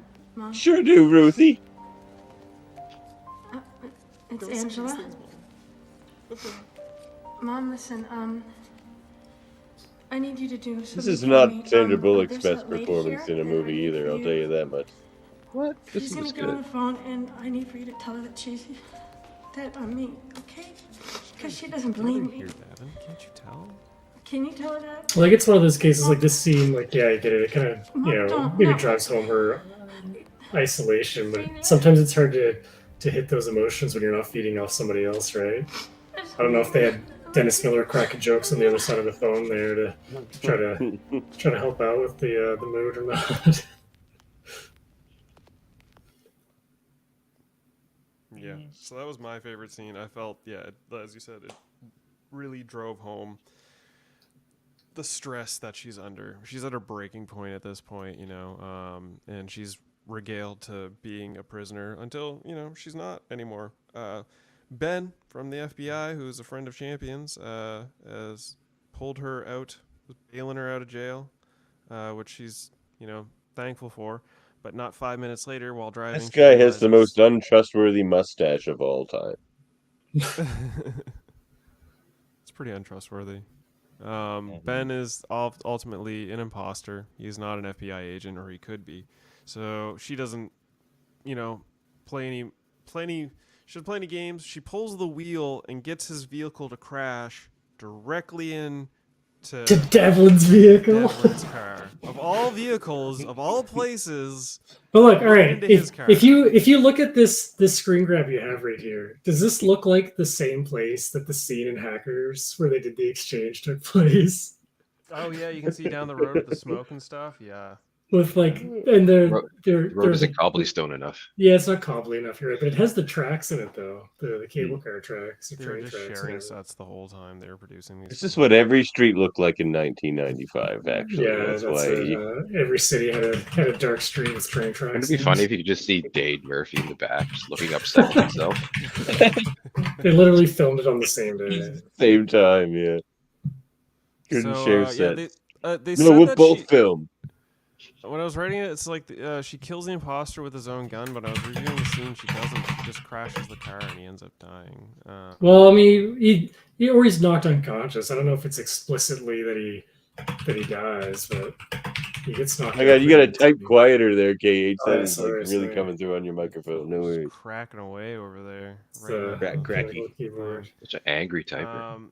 Yeah, Angela is running from Devlin, and he gets him caught up on a bridge, and she basically hitchhikes her way to the cathedral's office in San Francisco. After she finds some time to break away in a hotel, a woman that has really no identification, no ID, no. How did she get in there? No money. Who let her in? It's a motel, not a hotel. I mean, does she have money though? Like, you gotta at least put a deposit down. Like, where's she getting the money? She must have a little pocket money, doesn't she? No pocket money. Maybe she's been on the run this whole time. Did Alan give her some money? Maybe I don't know. Maybe. Well, this is just after she got out of jail. Oh, yeah. Right. Well, they have to give her belongings back once they let her out. Do they? So yeah, she's all over the news. She breaks back into Cathedral's office in San Francisco, where she does a little almost Matrix-esque walking through and avoiding, agents and stuff. Heads back to the desk where she finds her doppelganger, Ruth Angela Bennett Marks, at the phone. She's smart, at least. Just like the only lead you have is like this lady answers the phone as you every time you call her, so you can get to her. That's a start. Yeah, and she's in the office, so she's like, "Oh, I found her. Angel's nearby. She's told to be immediately killed." So Ruth Angela Bennett Marks, is looking around for Angela Ruth Marks Bennett. Angela Ruth Marks Bennett calls in the fire tower and shuts the whole place down. A big fire alarm. They all go about their business. While that's happening, she's uncovering the plot by Greg Microsystems to sell gatekeeper organizations that have been sabotaged by the Praetorians. Angela downloads another 3.5-inch disc and escapes just as the imposter realizes her presence. Greg Jeff. This scene was ridiculous. I don't know why this fireman would take his stuff off so she could toss it there. Man. Like, why is he popping? Heat rises. Why is he popping a random ceiling tile? Yeah, is the water valve not on? Do you got to turn it with hand pump? I know the button for the fire alarm's up here somewhere. She steals a hitman style, fire department gear and heads out. After Angela downs the evidence, back to work. Devlin and the Ruth Angela Bennett Marks imposter. This is getting very. Using yourself, Murphy. Yeah, just big one. They decide to chase her down to the convention center, which I don't know if you guys have ever been to a crazy large convention center like this, but this would take hours to find somebody if you don't know where you're looking for them. If same thing when you kind of glossed over the fairground thing or carnival, whatever, too. Like, he finds her in there, no problem too. Yeah, it's like no, they didn't. He didn't find her there, no problem. Okay, so what happened there is she was gonna meet Cyber Bob at the pier for some PM, but they interrupted her message, so he cut her off. And Okay. But yeah, so she escapes to the convention center. where she proceeds to implement. One breaks the news to all the departments, adds attachments and proof, and then she goes to destroy. Using the Fleet 3.5 disk, all the data and stuff like that. She puts in the red one where it's a virus, and she convinces Devlin to press escape, causing the virus to destroy all the information. While that's happening, she decides to run away. No, my information. Not nuclear and coal. Oh no, what will we ever do with these without these? What's the other thing? What's the other thing? Corrugation? It's about cardboard. Corrugation. So yeah, Devlin releases the virus in Greg's mainframe, destroying Gatekeeper and undoing the erasing of her identity, which I don't know how that works, but sure. Apparently, they just hit /Z on all of their deleting of her identity, and she's recovered that. While that's happening, there's a whole fight scene on the catwalk where. There's a scene where Devlin shoots the imposter Ruth Marks, and he chases Angela onto the catwalk, where basically, she plays hide and go seek and fucking cracks him with a fire hydrant. They foreshadowed it in the movie. She's good at hitting people in the head with large cylindrical objects, so she does it again. And also, you foreshadowed it with the fireman with no head. You don't see his head, and then she uses a fire hydrant to crack somebody in the head. You think, oh wow. So a firefighter with no head, and then a fire extinguisher making head contact. Yes. You think that was deliberate? That's your takeaway from this movie? I think that's the smartest thing they put in this movie. But then, the classic, she doesn't kill him, the fall kills him, right? Like, she didn't do anything. Kills him. Angela ambushes Devlin with the fire extinguisher, causing him to fall to his death, which is second-degree murder. In the end, Angela ultimately regains her identity. Just gonna blame the poor fireman. Yeah. These were backwards. And ultimately extinguisher's going to get charged as first-degree murder. She watches her stuff get, they get this nice, fun transition of flowers. And so Angela regains her identity, home, and life. She reunites with her mother, who still does not remember her. Angela then goes back to her old solitary life. Through a series of news reports, the conspiracy is exposed, and Jeff Gregg is arrested by the FBI. And that is the net. And they end with a little Praetorian symbol to make you think there could be more, which will lead into my movie morsels. It's all real. It's all real. It all happened. Which performance would you guys hold up in this movie? For me, it was going to be at least Sandra Bullock. She held. Yeah, I think Sam, as a lead, she's in 97% of the scenes in this movie or something, right? So yeah, and she's solid. No issues with her performance. I kind of felt like Devlin, Jeremy Northman. There were parts of his performance that I was like it felt a little inconsistent. I don't mean some decisions about Spike from Buffy. He looked a lot like him. I had to think that a couple times too, but it was too early. Yeah. So I never really watched Buffy, so I wouldn't have made that connection. Yeah, aren't you, Chow? I like very Sandra hot Bullock's vampire. performance. She she played sort of meek, knowledge, exhausted really well, and then her sort of I'm just somebody trying to survive to get to that point of all right, I'm tired. She's of this. a good actress. Yeah, they really owned it. Well, I think it worked well because they didn't set her up as a helpless, shut-in nerd type. They set her up as more a strong, independent type who just sort of chose to kind of be that way. It wasn't like she was, they didn't do the she removes her glasses and is suddenly beautiful type crap that they do with nerdy girls and a lot of shit. It's just no, she just chooses to be this way, and she has her shit together. She just kind of does things a little bit differently. And I think people were getting on her constantly, even from the beginning. sometimes let's go to dinner. No, how about dinner? No. Yeah. And then he dies, and she's like, I don't give a shit about you. Wait, was that the same guy? Yeah, it was the guy who died in the plane crash who asked her to dinner a bunch in the opening scene, and she's like, "That was the same guy." She's like, I have a Yeah. standing offer, because she goes and No, that hangs out wasn't with the her same mom. guy. Are you thinking of Dennis Miller and Ray McKinnon, or is that what you think was the same guy? Not Dennis Miller. No. No, and like when she's on the phone at the beginning, the guy's like, "Hey, how about dinner?" She's like, "No, thanks. Yeah. How about dinner tomorrow night, the next night?" Yeah, And just she like, and she nah, says, "I have a I don't do dinner those nights. a standing arrangement." She says, and then it kind of cuts to her hanging out with her mom. Yeah, it's that guy who asks her about dinner. Oh, I didn't put that together. Well, what about you, Chow? What about your performance that held up this movie? Dale, he died like a champ in that airplane. He did. Yeah, he exploded with the best of them.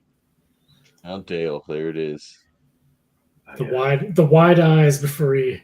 Yeah, there you go. That right there. Performance There it was. of a lifetime. That's the performance of the Nailed movie it. right there. It's like, dude, we're gonna turn on some bright lights. Look scared. Yeah. Look how he played those flames. How he played those flames. Yeah. Watch The your life. flames. Setting aesthetic. Like I don't know how he didn't Boring see the like lights the on those movie. towers, but Yeah, like nothing. The setting and aesthetic, I wouldn't.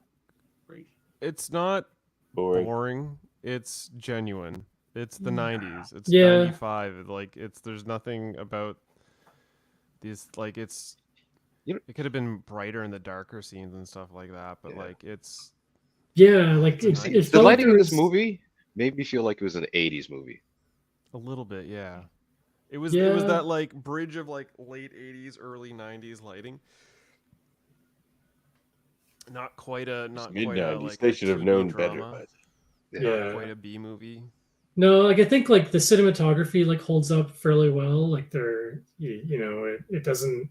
Yeah, like TV movie, yeah. It's not so obvious when it was made. You know what I mean? Like there are some movies where it's like either because of technological advances or like some technique advances where you're like, oh shit, this movie was made in like this 3-year window or something. But this one, other than the sort of the technology like featured in the film, the stuff, how it was presented, I feel like Mozart's Ghost.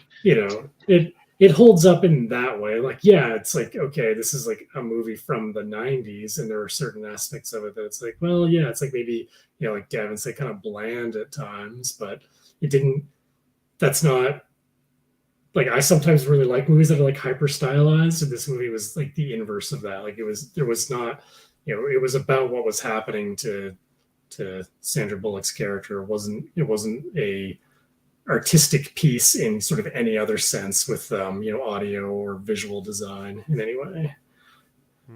Yeah, no. I just could have used. Surprise, motherfucker. A little more surprise. A little more surprise.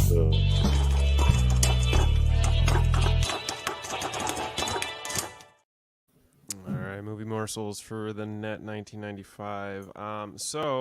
The movie was left a little open-ended, and they tried to capitalize on that open-endedness in 1998. Net 2? No way. No. The Net, the American TV series, a 1-season, 22-episode season of The Net based off of the film, the 1995 film. Happened or was gonna happen? It's a thing. Oh my god! No, yeah. There's one season that came out in 1998. It was like 22 episodes. Just had one season. But Jeremy Renner was in that show. Oh my god! What? Wow. I did not know that. I didn't look that much into it. I was just like looking up other things. This isn't the only film called As like a The guest. Net.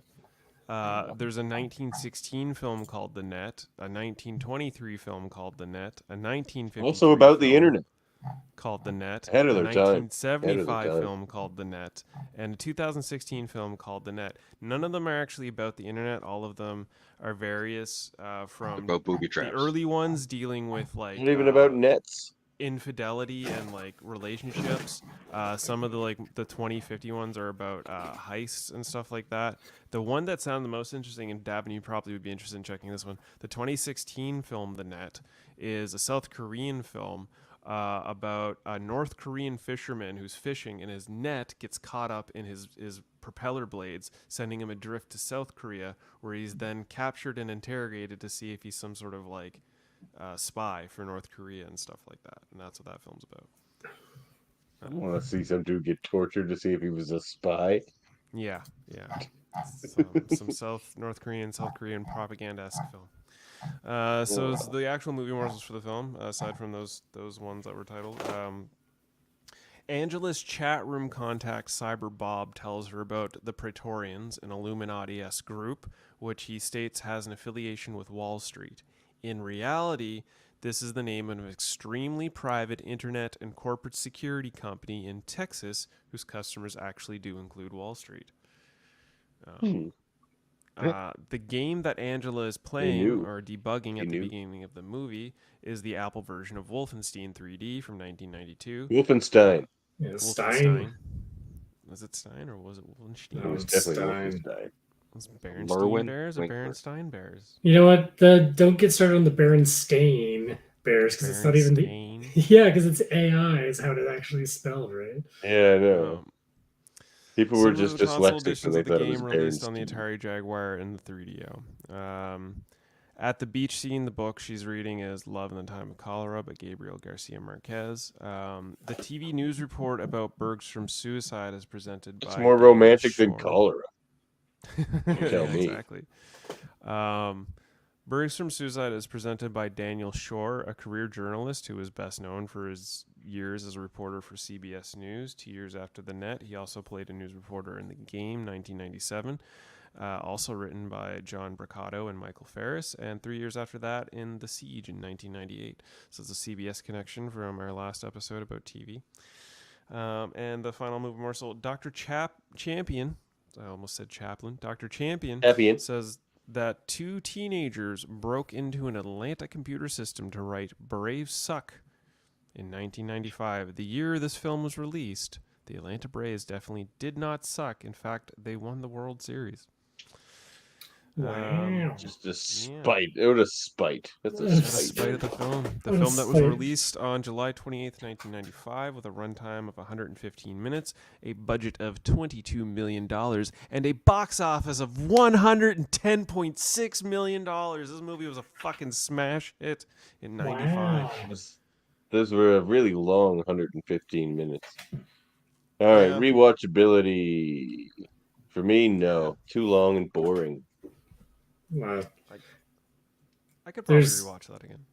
I mean, sure, it's like an okay movie, but there's nothing in that movie that I'm like, I want to rewatch that because either I thought it was really cool or I thought it was slick or there's like some detail I want to see if I pick up on. Like there weren't any scenes that made me feel like it was very neutral throughout as far as my kind of emotional state. So yeah, for me, it's like there wouldn't be any reason to rewatch it.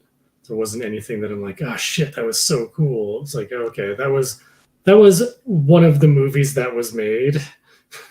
As a likable characters you want to visit it's again. A really good time capsule for like showing technology at the time. Yeah. Yeah, I guess Better so. than hackers in that regard. It showed like appropriate hacking and computer operation. It wasn't just like 3D fucking camera mazes. Yeah. No. I Space and shit. I think if you pay attention to like, the strings of text she puts in, like the only one I was able to really pick up on is like, doing like who is commands and stuff. Like, yeah, like she's doing actual DOS commands and not just crazy graphics. Yeah. I knew the 3D camera mazes weren't going to take off. Yeah. I mean, I was intrigued by those. I don't know when it came out, but like another one that was like really bad was like Lawnmower Man. When did that movie? Oh yeah, Lawnmower Man might end up on this show at some point That was too. 92. That Johnny movie's- Mnemonic, another one. Remember? Oh yeah. Oh man, Johnny. I love Johnny Mnemonic. I would have swapped out The Net for Johnny Mnemonic. That's Oh, is it an internet movie? It's not really an internet movie, Johnny. No, The Matrix? Yeah, it is. Yeah, he goes on the internet. How about you, Chow? Rewatch this movie? I'd be okay if I never saw it again. Yeah. It just felt like And the something big I question. watched a million times. Like I probably Yeah. watched it once when I was little when it first came out, and I thought it was good. So I was pretty excited to rewatch it for this. And kind of like Davan, I felt a little deflated. You were thinking it was The Fugitive starring Harrison Ford. Oh god, I Which is love it. basically also this movie. It feels just like this movie. Well, that's it, right? Yeah, it's a movie about someone who's been wronged and being chased by the wrong people and trying to prove their innocence, right? Like we've seen that movie a bunch of times. I do like the premise though, because I like to think about what I would have done if this happened to me, and I for sure just would have died. Yeah, he's still stuck very early on. You would have been murdered by the real estate agent in your house and just I watched your movie. Be murdered This by the movie was guy way who's too not even long. trying I to want to kill watch me, your movie. It'd be very short. Yeah, exactly. Perfect. Or does it hold up for me? No. I was so bored. I thought I was gonna like it. Sandra Bullock and some intrigue and some internet hacking and stuff. But no. I had to try to watch this movie so many times. It's like I say, I was surprised. This was the one I thought I was gonna love. I'm surprised too. I thought this was gonna be one I fucking hated, and you don't like it. I don't understand. This was a really well balanced film. Maybe apparently it was too balanced. It was too bland. Yeah, that's kind of how I feel. Like it's just there. I could watch 50 other movies that are basically like the same plot, like, and I don't usually watch those movies. So again, for my tastes, yeah, it's one that, like, I mean, I guess in a way it does hold up because that's, a story that some people find compelling, like average person loses their life and has to get it back. It's basically, there's a whole bunch of like revenge type movies that follow that same premise. Like if she started gung fuing a bunch of people. This one. Yeah, We watched the same film in Guns Akimbo, which is, the next film we're going to be watching. We'll talk about Guns Akimbo here in a second. We'll talk about Guns Akimbo. All right. Did we all answer the hold up question? Yes. Pretty much. Out. Yeah. I think no's. No, I think, Murphy. I have to agree with the call. I think it, in a way, it does hold out. I think you could. Did you guys all switch your votes? Is this 3 hold ups and 1 no hold up? Yeah, I think it holds up. Oh wow. There you go. Like I said, I don't personally enjoy the movie, but I think it does hold out because the story that it's just one of these like B- movies that like it you know what I mean? Like where that's like, what it wasn't intending to be. Right, but I'm not saying it's like a B movie in the way we think of B movies, but like in the way that it's solid but not remarkable in any way. But it's because it's not remarkable that I wouldn't watch it. But it's certainly I can't fault it. It's just not one that really does anything for me.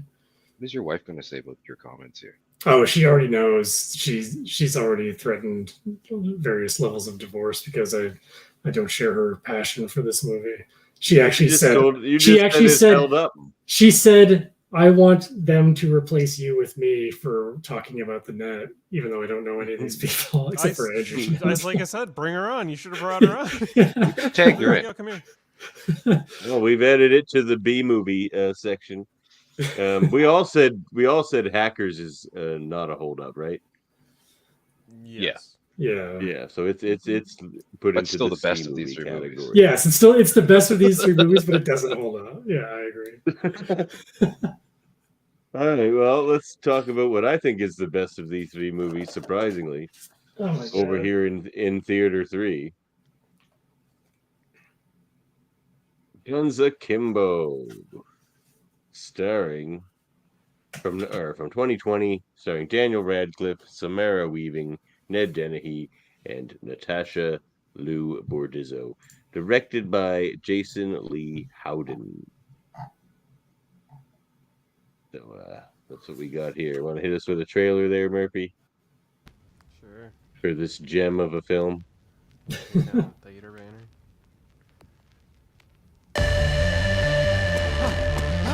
Someone's trying to kill me! Please, go drive now!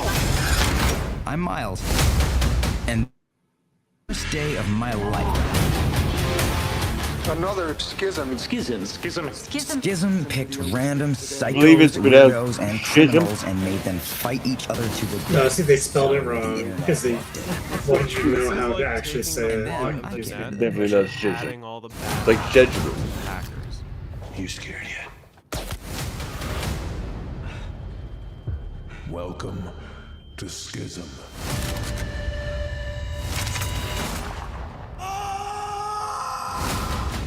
Yeah, see, I saw this trailer and I'm like, I'm gonna hate this movie, but I didn't. They have my This is girlfriend. a fun romp. And some psycho is trying to kill me. I'm not a fighter. I'm a nobody. Hey, I need help. This movie reminded It's me one of thing to say you Holding can't Shotgun face violence, so but when it many faces you, you better be I've ready. seen that. Holding Shotgun on meth. When the shit goes down, you better be ready. You better be ready. Right, yeah.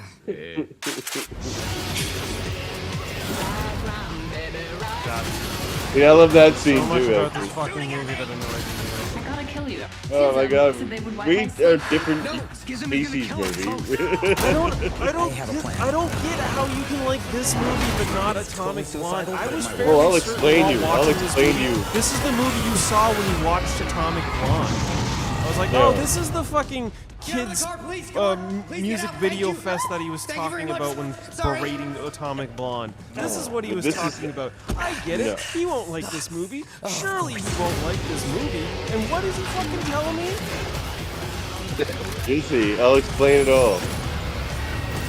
Your head may still explode. Clumsy. Yes. Did I win? Okay, so here you go, Murphy. This movie was funny. This movie made me laugh out loud a bunch of times. Oh, What man. Atomic Blonde was just super boring. Like, yeah, Charlize Theron's pretty, but it was just glamour shots of her for like an hour and 20 minutes or an hour and 40 minutes, and it offered me nothing. It was even in a historical setting, which normally interests me.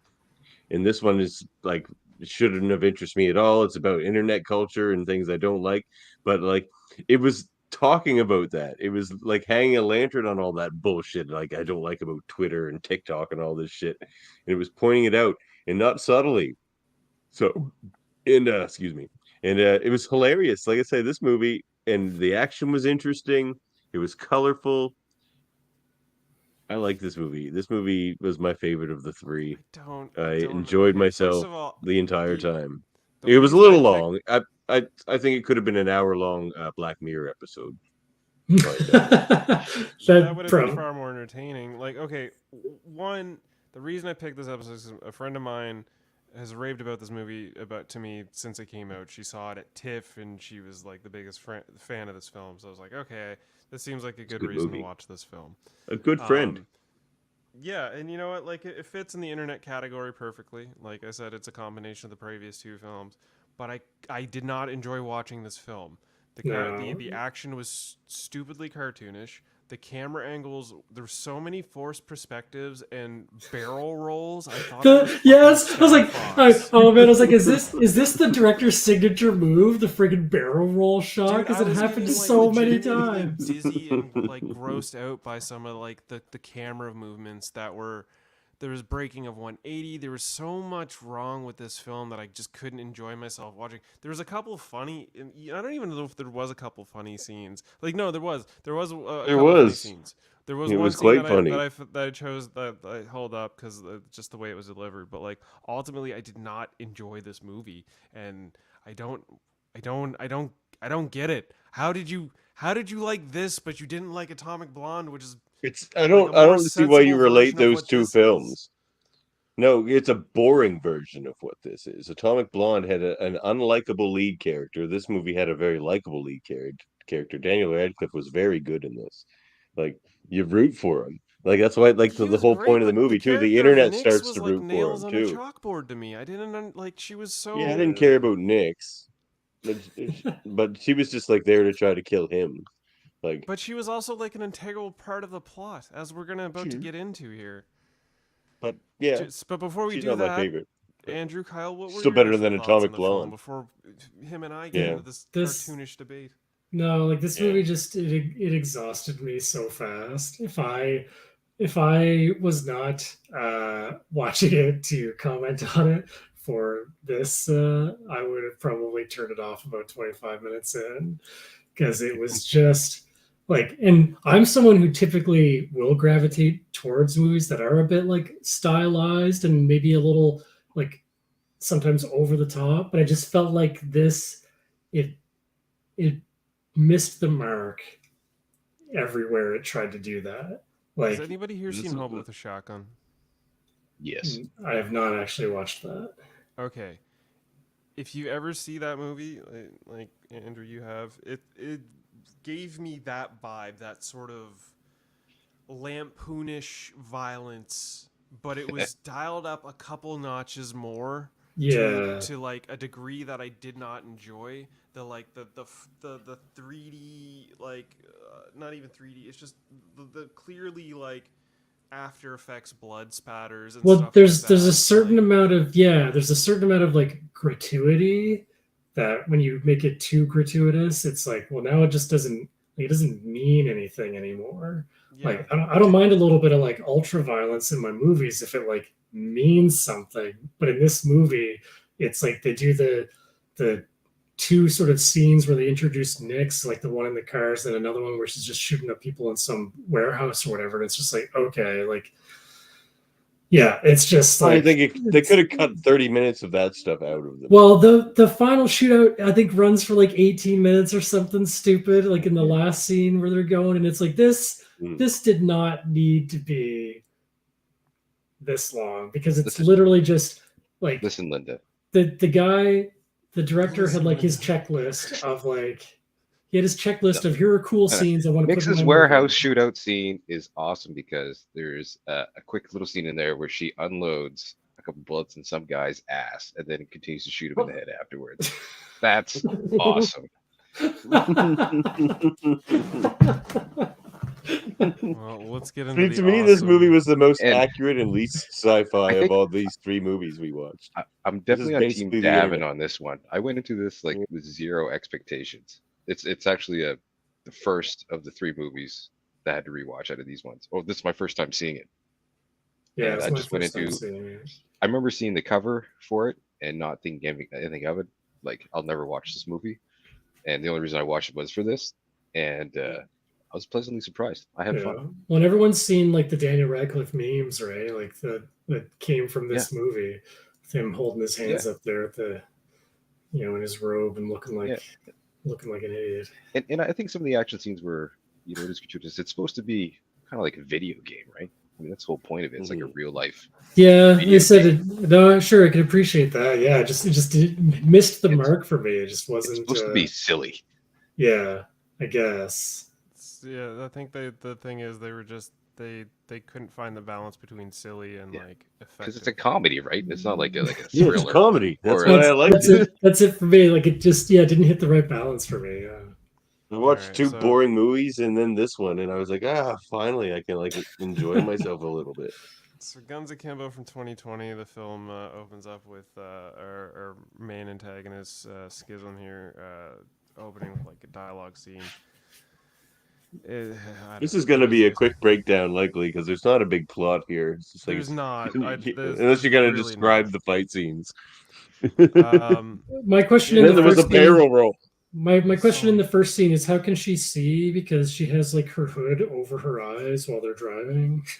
Yeah, like very limited vision. I kind of I skipped past all that for time's sake. So yeah, Daniel Radcliffe plays a role of Miles Lee Harris, a computer programmer who enjoys trolling online trolls. He basically lives a at home, does nothing lifestyle, and works for a really shitty computer game company. It's when he insults viewers, huh? Nut bust 2. Nut bust 2. He takes. Some of the comments that constantly pop up in this movie that people are like writing on the chat boards or whatever are actually really funny.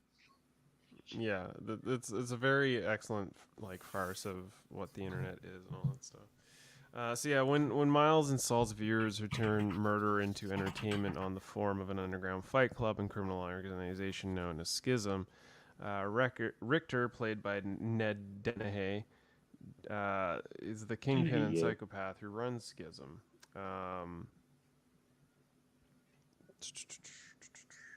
Sorry. He eventually breaks into Miles' apartment because Miles basically shoots his fucking mouth off. And go back to that last one, 3 shots ago.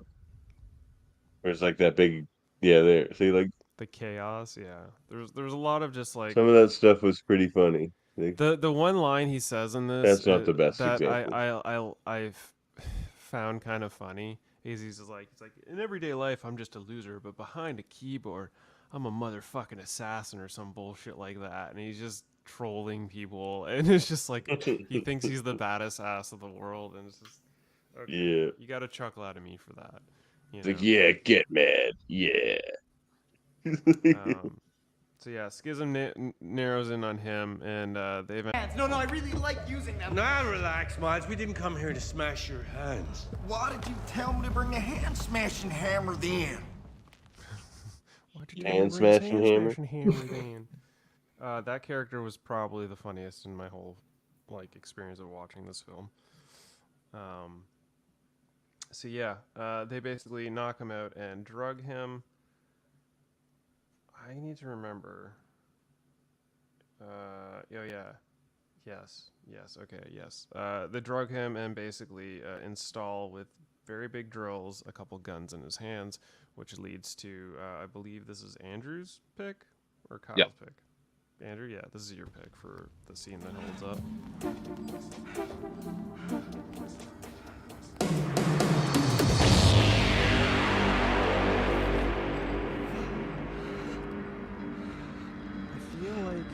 You know how painful that would be? Ridiculous. But the thing that really doesn't make sense is he has a bulb through his index finger. How the hell are you gonna do this? No idea. What? Like the pain would be so insane you wouldn't be able to do anything. Yeah. So that scene ends pretty shortly, but it's like the whole sequence of him like trying to deal with having guns for hands. It's like trying to take a piss and shit. Yeah, I just feel like that's everything I would do. Trying to pick up the phone, trying to turn a doorknob. That's what he Make a does. trying to put on pants. I felt like as soon as that happened, I'm like, okay, like I could predict all the other like comedy scenes of him trying to interact with shit with his gun hands, and they all happened at some point in the movie. They all happened within the first 5 minutes. They were still funny. Most of them happened. Yeah, most of them happened in that scene, and the ones that didn't happened in that movie. It's like fuck's sakes. So yeah, Miles they picked all the wakes up with low-hanging guns. fruit. Miles wakes up with guns bolted into both of his hands, and he learns that he has been forced to participate in Schism and is being pitted against Nix, played by Samara Weaving, the game's deadliest and craziest killer. Which are then introduced to a scene of Nix doing cocaine off of guns with guns, and proceeding to go through this warehouse of barrel rolls and flippy shit. And this is where I started tuning out. I couldn't handle this entire action scene. It was so terribly filmed that I was just like, oh, this is painful. This is making me actually physically sick. And like her like sparkly power up with the cocaine, and it was like, what are we trying to be? Are we the Scott Pilgrim of gun shooting movies? Is this what this is supposed to be? This is way better than Scott Pilgrim. All right, I'm Shut leaving. your lips. I don't know about Bye, that. Davan. See you, buddy. I'm leaving now. See ya. God. I know, I'm like the only person that doesn't like that movie, but I find it terrible. It's just like women are a prize to be won in like on an Xbox game. Anyway.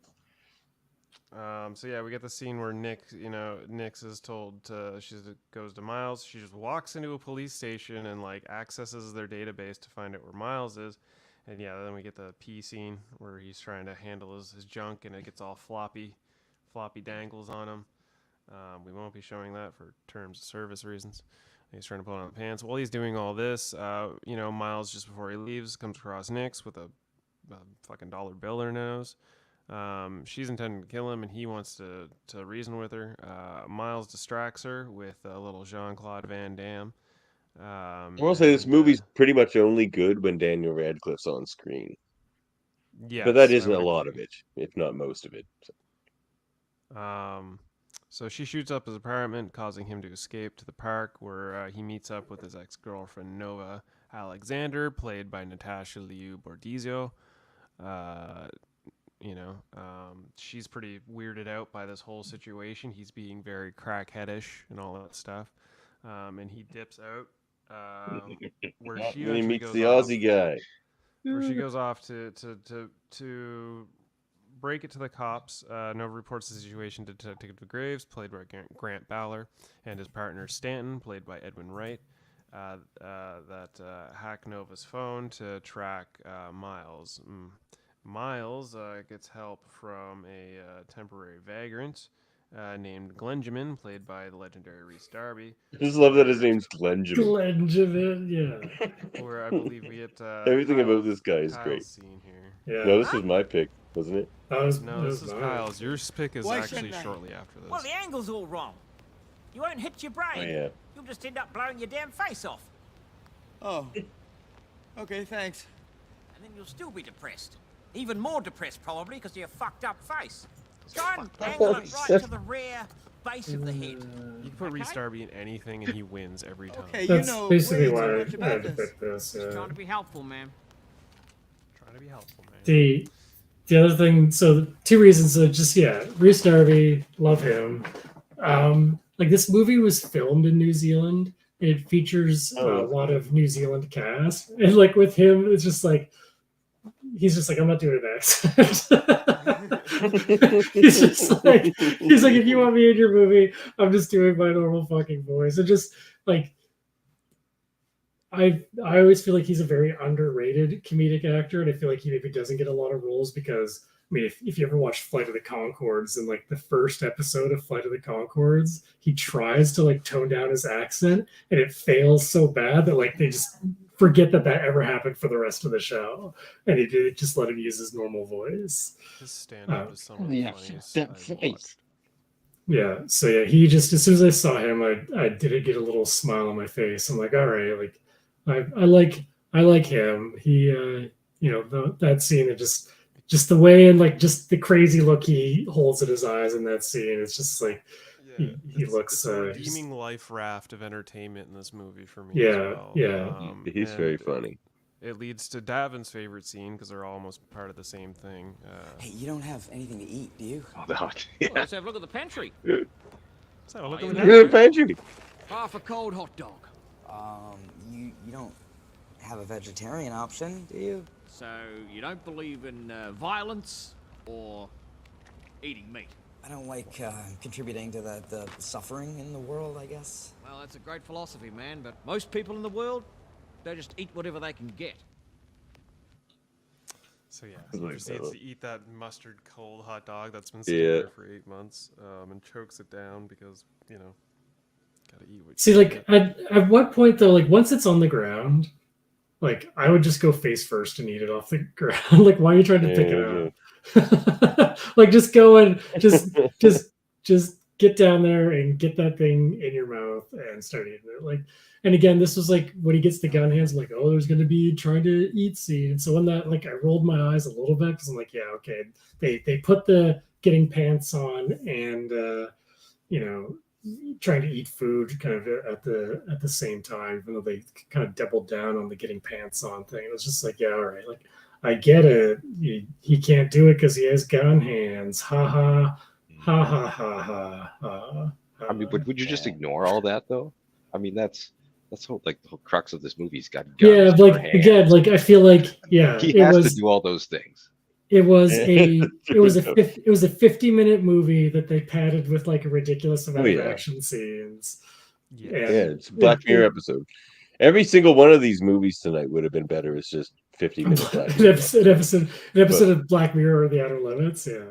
Yeah, exactly. But the only reason I picked that scene is it's kind of like a self-realization moment for the character because he's like, I just don't like to enter the suffering and the shit in the world. It's just like, dude, you just go home and troll people to make them angry on the internet.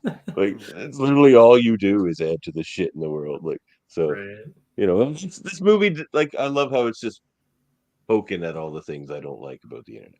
And yeah, this is a good movie. As Kitty Foreman once said, the internet just sounds like two crazy voices screaming at each other. So does this podcast oftentimes. Too often.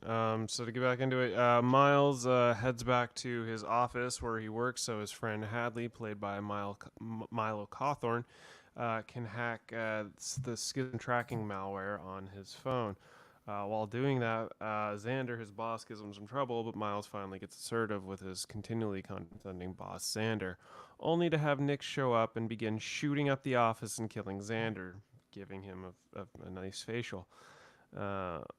Miles Took it like a champ. ultimately... Yeah, just like a gym. Miles ultimately escapes in a stolen car while Nix chases him down on a motorbike, following a face-off where he again fails to reason with Nix. This time, Miles calls Nova but sees Richter kidnapping her. After his little showdown with Nix, she gets firebombed and is very shocked and awed by all that. But yeah, he has issues with fire. Yeah, She's a nice person. She has her hound moment. Yeah. He sees Richter kidnapping his ex-girlfriend, and he's told he's basically, stop running, start acting. This leads to after this, it leads to yet another shootout, but albeit a hilarious setup where he just kind of drifts across this gang doing some sort of gun deal. Or this scene was completely pointless. Like this scene was hilarious too. Like, what's your fucking problem? He's just like, I ain't got no problem. They literally could have removed this scene from the movie, and the movie is exactly the same.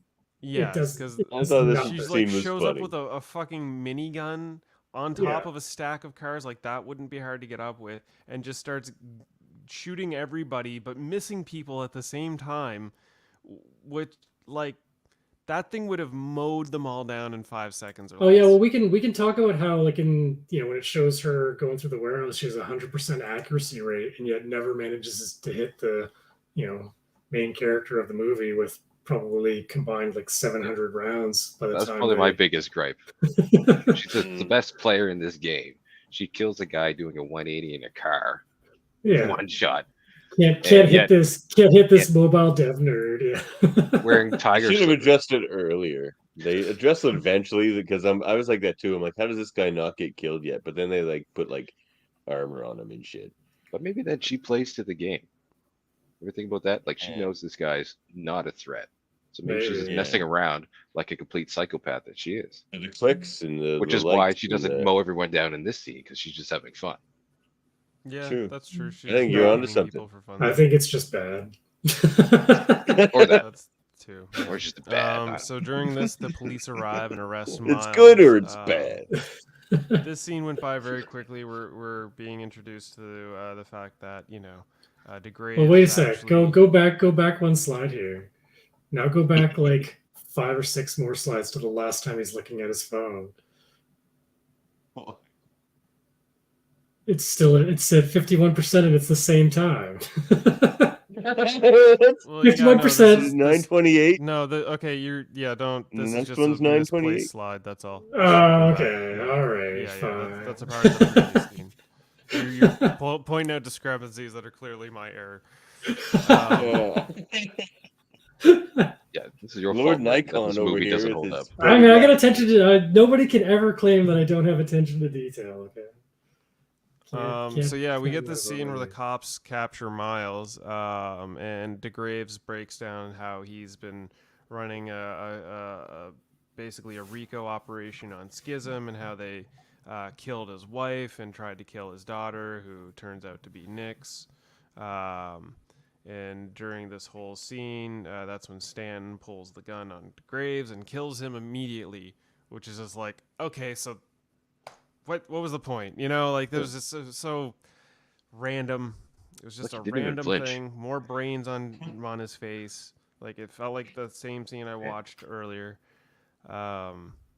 He's gonna miss the taste of brains when it's gone. He's getting a lot of exposure to it. You never quite know you're gonna miss the taste of brains, do you? Stanton plays a video message in which Richter explains that Miles has 30 minutes to kill Nix, or else that he will kill Nova. So we're ramping up to the final end. Miles manages to secretly meet with Nix and tells her that. Except that 30 minutes is probably like 45 minutes in this movie, but that's true.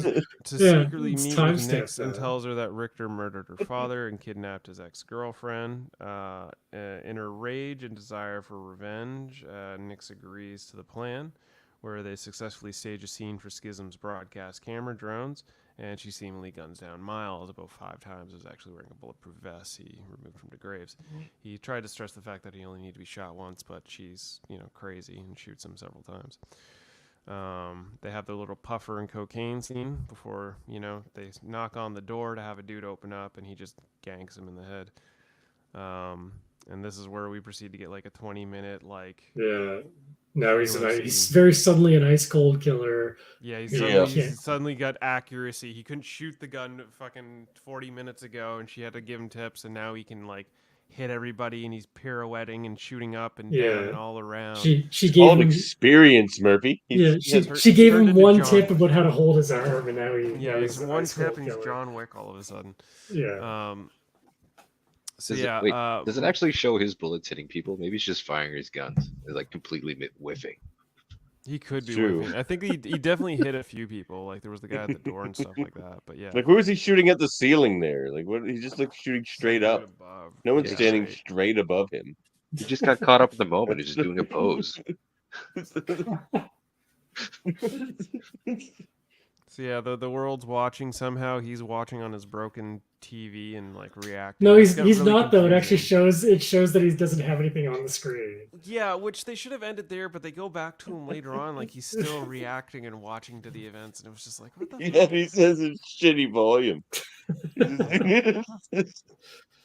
So yeah, he's like, It's you a people great suck movie. for watching this. You're a part of the problem.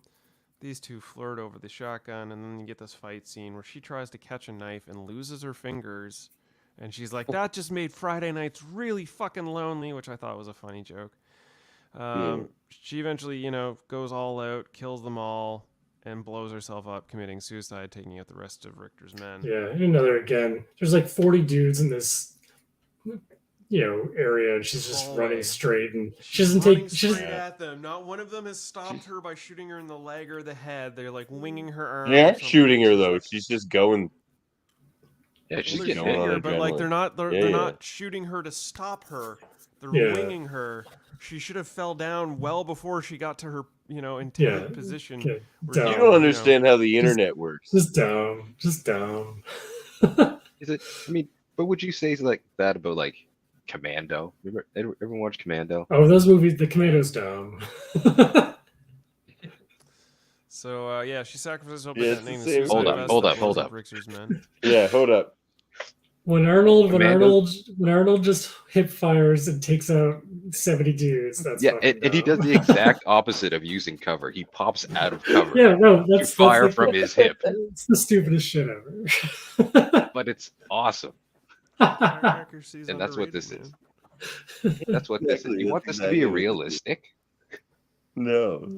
No. He's got guns strapped to his hands in a way that would be so painful. He what would are you just be expecting? unconscious. Yeah, what am I You want- expecting from a movie where the premise is a guy has guns strapped to his head? Yeah.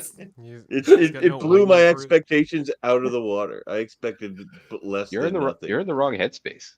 Yeah, maybe.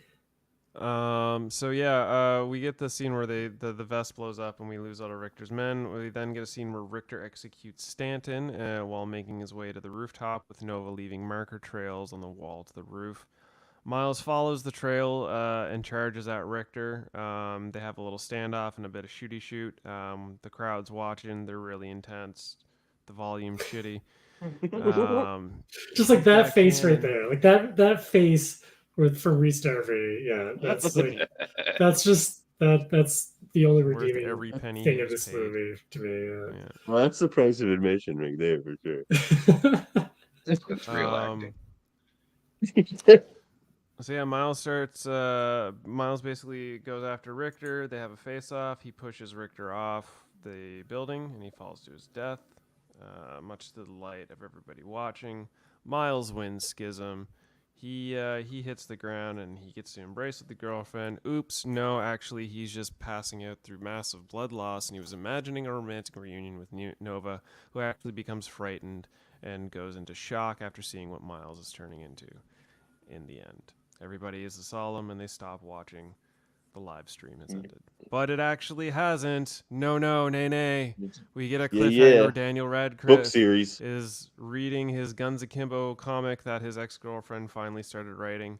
And his hands are no longer balled to the guns that he's willingly holding, for he is now Harry Wick Potter, and he's gonna go shut down the global organization that is Schism with his puffer in hand. You are killer, Harry. A nod and a wave. You're a killer, Harry. You're a killer, Harry. That's the end of fucking Guns Bloody Akimbo. All right. Well, the performance it's gotta be Rice Darby.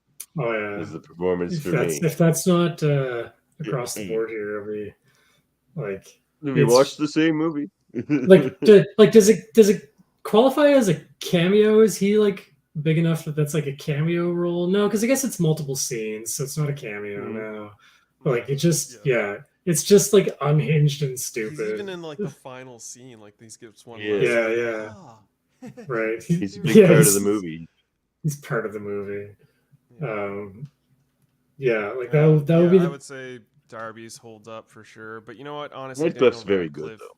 Daniel Radcliffe really holds the movie together, like he holds the guns. Like it's any part he's in, it keeps it going. Like he definitely acted his ass off and did a really good job. Well, the whole movie was very sloppily bolted together. Such a fucking. No, Daniel Radcliffe, it still feels like in some ways, I know this movie's like a couple years old now, like he's trying to put himself as far from the Harry Potter verse as much as he can, and he's. You guys see that one where he's in the jungle? That was a good one. He's done a lot of weird roles. The jungle? Yeah, he's like lost in the jungle. Is he bald? It's like a true story about some other guy who got lost in the jungle. No. It's that movie where he's bald. The one where he's a corpse. The one where he's a corpse with Paul Dano, and he literally he uses him as a boat because when his body starts farting, so that movie is pretty bad, but it was. You say jungle, and you guys are all like jungle. You guys like say boat as a corpse, and it's just like boat corpses. What's that one called? No, the movie's the one you're talking internet. See, the world is Guns Akimbo. The one you're talking about, Swiss Army Man, is the one where he's the corpse. Yeah, Swiss Army Man. That's Swiss Army Man. What performance would you hold up, Chow? I think it's unanimous across the board. It's a no-brainer. It's Darby. Yeah. Darby. Old Darby. Setting aesthetic, it's crazy, but it didn't bore me like Atomic Blonde. It didn't bore me like The Net. It didn't confuse me like the Hackers. You were confused about Hackers? I liked it fine. Well, no, just like how nothing makes sense. Like nothing in their perception of what the internet looks like makes any sense at all. Like their little towers of green lights or letters, and like it's just like, what am I looking at? Yeah, like at least I know what I'm looking at in this movie. What the fuck am I looking at? How many times have we got to barrel roll your camera? Like, where's the action? I literally wrote that down. Track somebody's head and then force the entire frame on their head and then pull it out instead of just like simply shooting in a way that didn't have to digitize every camera movement to a sickening degree. I did not enjoy this movie. Yeah, I think like overall setting aesthetic, I mean, it's weird because like my comments would almost mirror what I say for like Hackers, and that it's like they went for a particular style, and it's like it's either for you or it's not, right? And if you watch this movie in 10 or 15 years, you're either going to immediately be like, oh shit, this is like so cool and different than other movies I'm used to watching, or you're going to be like, okay, like this is somebody's fever dream that they turned into a movie. And it's not. Well, that's called Southland Tales, and we covered it on this movie as well. Southland Tales. It's much better. That's the worst movie I've ever seen. He doesn't know what he's talking about. Southland Tales is a masterpiece. You downgraded it to a C movie, Murphy. Only because you finagled your way into making me downgrade it into a C movie, but my heart still holds true. Convinced. It's a B movie. Convinced is the word, not finagled. I don't know, like, what is the cast of Southland Tales? Dwayne Johnson, Dwayne Sean The Rock William Yeah, Scott, exactly. it's an amazing Sarah movie. Michelle Gellar, Justin Timberlake, Kevin Smith, waste Amy your time. Poehler. Like, what Don't is waste your this? time.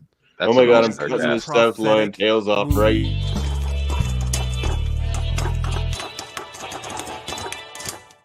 Southland Tales is a prophetic movie of our current times, and the movie morsels for No, Guns this is. Akimbo. No, Guns Akimbo is prophetic. We're like 2 years away from How murdering many each people do other you on see TikTok running down the if they streets aren't with doing it guns in their already. hands, I attached said, to their give it hands? a couple years. Give it a couple Give years, it a and you're couple gonna start years. seeing bolted This hands. is more people that can't accurate than operate guns hackers because they've got or the bolts in their net. index finger. That's basically the internet. That's how is that? What? That'll be the next Yeah. TikTok thing that all the kids are doing. TikTok is not a bolt in the index. Actually, maybe it is. Maybe it is. It is. It will be. All right, Gateway. movie morsels for A Guns Akimbo 2020. Gateway for sure. Gateway for sure. Samara Weaving, who played the character of Nix, occasionally stayed in full Nix costume after long days of shooting on set. She revealed that she was frequently refused service at diners and the like because it made people so uncomfortable. Did she tell them that she Dude, was, the big niece silver of fangs. of Elrond? Yeah, right. Is she now? Nix named her Hugo pistol Weaving. Kindness. Nix named her pistol Kindness. It's written on the slide. She literally kills people with kindness. The movie playing on Miles TV when he and Nix are in his apartment is Hard Target from 1993, starring Jean-Claude Van Damme. Oh yeah, which Hard Target. They Great hunt movie. people for sport. What a coincidence. According to director Jason Leigh Howden, the title's Guns Akimbo stems from a video game called Blood that he used to play back in the 90s. The game has a power-up mode where you're running around with a single gun, and then you get this power-up called Guns Akimbo, which gives you 2 guns for 30 seconds. I don't remember that game. Interesting. Is it multiplayer? The movie pays homage to dubstep artist Schism, whose video for the track Experts... Yes, the movie pays homage to the dubstep artist Schism, whose video for the track Experts has a similar plot. A nerdy troll sits in his messy room writing hateful comments as he goes through various YouTube videos related to dubstep. Later on, he gets dragged into the monitor and finds himself inside the internet, where he has to face artists such as Skrillex, Excision, Zomboy, and Eptic before facing Schism himself. I'm sure Davan knows all of those artists, and he can relate. I've heard of Skrillex. And this is probably the best movie morsel for this film, and this is why I saved it for last. According to director Jason Howden, when reading the script, the moment that Daniel Radcliffe wanted to play Miles was the scene where Miles has to learn to pee with his gun hands. I figured. Yeah. It sounds like a Daniel Radcliffe thing. Yeah. The movie was released April 2nd, 2020, with a runtime of 95 minutes, a box office budget of... This was actually really hard to nail down. There is no... Because apparently it didn't have like an American release in theaters. At all. It didn't have an American... Well, it did. It's April 2nd, 2020. It was released in New Zealand March 5th, 2020. And it was released in TIFF on September 9th, 2019. So technically it's a 2019 film. But the budget for this film is like, there's no confirmation. It is estimated the budget for this film is $15 million. The box office is $847,947. So less than $1 million. This is the worst performed movie in all of the 3 movies that we fucking watched. Yeah, if you don't release it in the US, you're not going to make a lot of money. Well, yeah, like I think I looked at it too. It's like it got released in like Australia, New Zealand, and like Germany. Like it never, like nobody ever picked it up. 800,000 is not bad. Nobody ever picked it up for North American distribution because it's like surprisingly good. I still can't believe you thought it was a good. I thought you were gonna hate this movie. I thought you were No, gonna man. hate this movie as much as I did. No, What it is said this? everything What- about the internet how that I weird think. is- How are we the fucking 2 faces of the same coin? I don't know. No. You grow your facial hair up here, I grew mine down here, you know. That's, That's it, right there. That's it. Rewatchability? No, I liked it, but I don't need to watch it again. Yeah, that's a one-time thing for me. Yeah, it's a one-time fucking acid trip that was too bad, and I never want to take again. Yeah, it's like sometimes there are like kind of like dumb, fast-paced action movies that are like perfect for just like I'm gonna put this on and like half pay attention, and this isn't that. It's like it's too much sensory overload. Like you can't just kind of passively watch it. Like I wouldn't be able to watch it again in any capacity. If you're looking for like a grindhouse style, like it's kind of grindhouse, violent tour de force kind of cartoonish film, but one that's done way better, watch Hobo with a Shotgun. That film hits all the notes that this movie was trying to hit, but it does it so with slightly better cast and slightly better just visuals. It's a good local film, you know. And it's a great local film, a great Halifax local film that everybody should watch. Jason Eisner did good. And I need to watch his movie Kids vs. Aliens, which we may cover on this show sometime. Oh yeah, check that one out too. Does it hold up? For me, it does. I like this movie. I don't want to watch it again, but it definitely surprised me. Like you take that theme and I'm like, that's gonna be horrible. It was way better. Whereas these other movies were worse than I thought they would be. This one was better than I thought it would be. Now maybe that's an expectations thing, but well, I'm gonna say yes. No. Just blow Murphy's brain up. Take it. Oh. What was that? Hey, hold up. Anybody? Huh? I think we had a little Nobody's talking no more? interruption there. Yeah, we lost Chow for a minute. Oh, we lost Chow.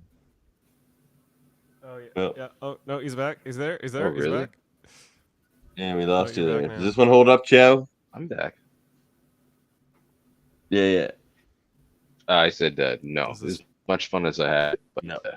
I don't think it's gonna hold. Yeah. Okay. No, it's a gimmick movie. Like it doesn't hold up. It's not it doesn't hit the right notes of camp for it to be like a campy cult following, and it's not. Yeah, I thought it was pretty campy and funny. Yeah, see, like I just feel like it doesn't like modern camp is a lot harder to pull off because you lose like when you do sort of cheap CGI, you lose some of the charm of like cheap practical effects that you get from like older kind of campy movies that became, there were bad movies but became like big cult movies. Like this movie, it just doesn't like, yeah, it just. Well, to that statement, then Murphy said it a bit. Can you make campy movies nowadays? I don't know if you can. The Shotgun's an excellent example. Of Yeah, campy movie. see, that's one that I stayed away from because I feel like the little bits of it that I did see or hear about, it seemed like a little just too over the top violent for me. Well, when did that movie come out? Hobo with a Shotgun. A while ago now. Probably like 10 years ago now. 2016, something like that. Wow. Yeah. Okay, I might have some slight bias because I did some background acting on that film. So. Oh, did you? The old extra. Our internet movie rankings. For me, it's Guns Akimbo at the top, and then Hackers, and then The Net, which I thought it would be the opposite, and it wasn't. I'm nothing if not surprising to the listeners of this show. I think it's The Net. God damn, Guns Akimbo. It's so hard for you. I could flip a coin and it could go in either spot for me. I got a soft spot for Hackers. I'm gonna it changed your life. Yeah. You know what? I'm gonna put Hackers above Guns Akimbo because I had more fun watching Hackers than I did Guns Akimbo. So yeah, it's gonna go The Net, Hackers, and Guns Akimbo. So then I think we're gonna have like 4 different things. I'm Hackers, Net, Guns Akimbo for me. All right. We are gonna have 4 different things. Me.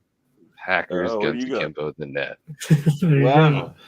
This was a fascinating episode, fellas. You guys come back anytime. Gotta say. Movies are subjective. Yeah, man. It's true. Who knew? We're only proving that theory here on this podcast. Your mom's subjective. So there we have our list here. So those are our A movies where everyone on the show agreed it was great or holds up. In the B movies where there was some disagreement. And in our C movies, don't watch any of those if you can help it. They're not What good. Hackers at Sea? Oh my god. Yeah, nobody said it held up. I thought you guys were going to say it did, like but you didn't. we like it, but we No, don't think it Hackers holds up. Yeah. Yeah. Well, that's the hold up qualification. If you think Yeah. it holds up with like to this day, then say it holds up. You know? I think I'm just Yeah. nostalgic about it. Oh shit, Gattaca is a B, huh? I love Gattaca. It's like one of my favorite movies. Gattaca was not Southland's good. Tales was a B, but I got finagled.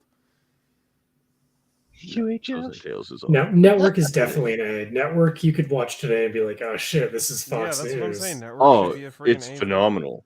Network's phenomenal. That Yeah, movie's man. amazing. Yeah. So it's it's Good really- Night and Good. All those A movies, again, take all of them to the bank. They're all amazing. And the B movies, you have to watch them and judge it for yourself. That's our But hey, categories look at here. it this way: we have more A movies than we do B or C movies. So we're seeing some good movies. Yeah, we're not totally off the mark here. We're actually landing some decent films. True enough. Well, it brings us to the end here. Again, thanks for joining us, KH and Chow. You know, we have an entire federation of podcasts here. The United Federation of Podcasts. Let me get rid of that banner while I do this quick rundown here. So the many shows you can check out. You can check our next episode here in 2 weeks' time. It'll be on, Give or take. what is this? What? We're doing Heist the next episode. We've got the Oh, Pink it's Panther. Heists. Oh, yeah. We're doing Pink Panther, and we've got special guest Jaemeel Robinson coming in on this one. Yeah. He picked his film is Out of Sight from 1998, and then I picked a German film called Victoria. So get your reading glasses out for this one. There's going to be a whole lot of subtitles, but I'm really excited to watch Victoria. This film, from my understanding, from beginning to end, was filmed in one take. And they got the entire film done on their third time trying to film the movie. So beginning to end is one actual take, not the one take and then we cut the camera and we're filming. Fake takes. No. Fake cuts. They literally filmed every single scene from beginning to end in this movie in one single take, and they did it 3 times and they got it on the 3rd time. So I'm really excited for this film. Can you imagine how much film they wasted? Well, I guess if they got it on the 3rd time. Well, they don't use film anymore either. They don't use film anymore. Oh, this is one of the newer ones. Yeah, this is the new one. It's digital. So like, what did you say that was? It's called Victoria. I'm gonna have to check that out. Kyle, do you remember Elephant? Oh yeah, I remember Elephant. Yeah. Elephant wasn't as bad as Jerry though, as far as long takes. Jerry had like that 11-minute like walking through the desert scene. It was it's a little tough.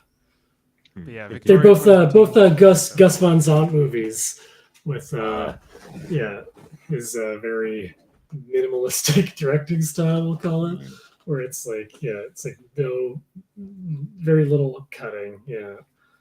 Yeah, Elephant was about a school shooting, and Jerry was about 2 guys named Jerry lost in the desert, starring Matt Damon and. It shouldn't have been called Jerry's. It had Matt Damon and Casey Affleck lost in a desert. It was basically them just walking around for 80 minutes.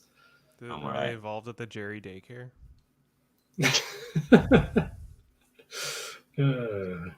On Tuesdays, you can check out me and Andre Mayet on X-Rated, the X-Men Animated Review Show. This coming Tuesday, we're interviewing a writer of the show on several episodes, Len Yulee, so that's going to be fun. And you can every 2 weeks, you can check out Andre's other interview show, Graphic Histories Podcast, where he interviews people from movies, TV, comics, and Super Matters Brothers Podcast, where they review reality shows and things of the like. And, you know, we do the Mary Mater Marvel Society over there as well. We'll review Marvel MCU stuff as it comes out. And I have a million podcasts, so you can check me out on Fridays, and we review The Simpsons with my buddy Francis and my buddy Baker. That's fun times. We're on Dancing Homer. Cousin Dave's going to be joining us for that one. My episode coming up soon. Next season. No, what one did you pick? Bart Jumps the Gorge. Oh, nice. Pretty soon. That's a good one. You guys are welcome to come on that one as well. Newest member of the United Federation of Podcasts, Aiming on Track. I'll be guesting on the second episode of that, I believe. They just did the first one. He reviewed the entire soundtrack of Hamilton with his father, Dave Mader. Yep. And we have trivial debates every once a month, which is a fun one. The last one was on wrestling, hosted by Murphy there. Yeah, And, WrestleMania he was a slobber knocker, a barn burner, as the good old JR would say. Slobber knocker. Yeah, they knocked the slobbers. In the Hellbound podcast, a horror movie podcast with Alex Blackburn and Michael Chan. Check that out, and check out Michael Chan's new TV show on YTV, The Popularity Papers. Yep. Check that out if you've got YTV and you got little kids, and, teenage-aged kids. Sure, they'd love it. And if you love Star Trek, we've got a ton of Star Trek content all over our many Star Trek divisions. I'm not going to go on about it now. It's been a long night. But trust me, if you love Star Trek, yeah, we get a lot. I can see Worf in the background there. Yeah, you like and there's Picard, and then there's everyone else playing poker, and there's Deep Space Nine, and there's two of these divisions are basically just Ferengi guy. Yeah. Where's there the we go. Death There's my Star? little brand there. But all right, well, let's get out of here, fellas. It's been a long night. Thanks for joining us. Thanks for having us on. Yeah, thanks for having us. It was fun. Problem, man. All right. Well, I guess that's it. Let's get out of here. So yeah, Where's my little? You know what? I just realized. Oh, we got to do coming attractions. Or you didn't do coming attractions? We didn't do coming attractions, and I just. No coming attracactions this week. No. I got them. I just. No. That's good. No. It's just fine. skip them. No. They're no skipping coming attractions. You guys don't have to wait for this. It's going to be like 10 minutes of trailers. Give or take. But yeah, thanks for joining us for the movies. Yeah, I'll hop have off. a good night and enjoy the movies. All right. Later, gang. Thanks, guys.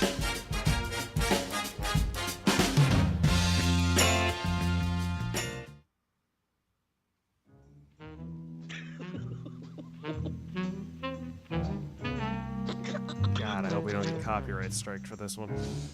I know, just talk over it. Sir, but what are you looking Do my at? best. Yeah, what are you looking Is at that there, by Pink any Panther? chance the picture called The Pink Panther? Oh, yes. Yeah. Who's in it? Oh. Oh, it's David Niven.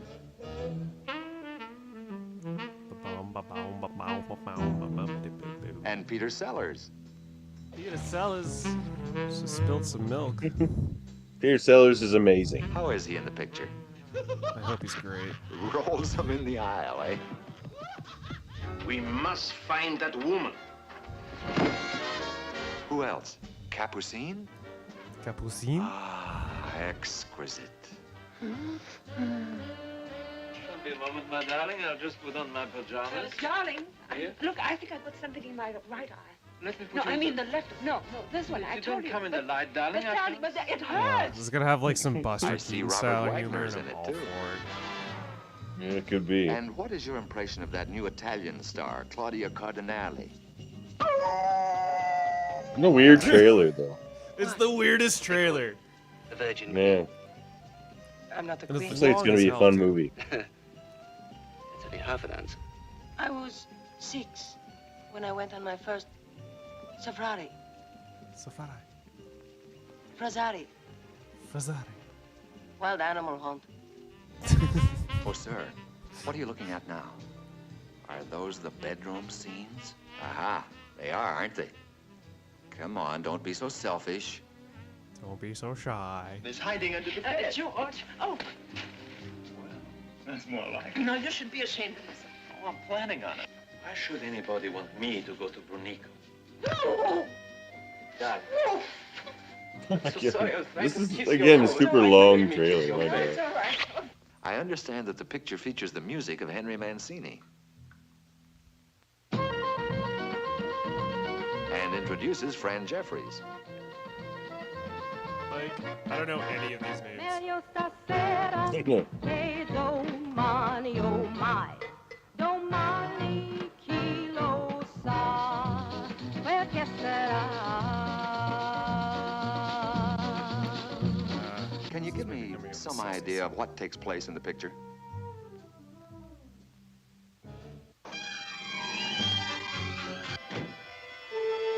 Look out!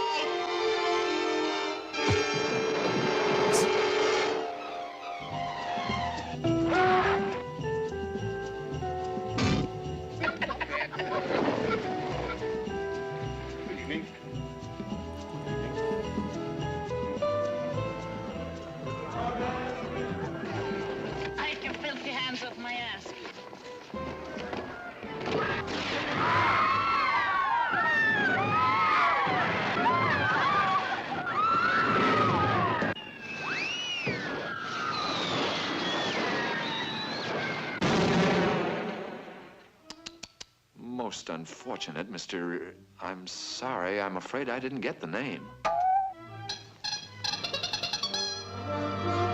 Pink Panther. Burnish Company. Directed by Blake Edwards.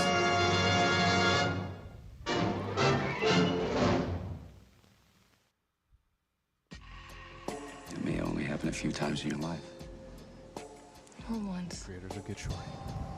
And you always remember it because it was there and you let it go. And you think to yourself, what if I had stopped?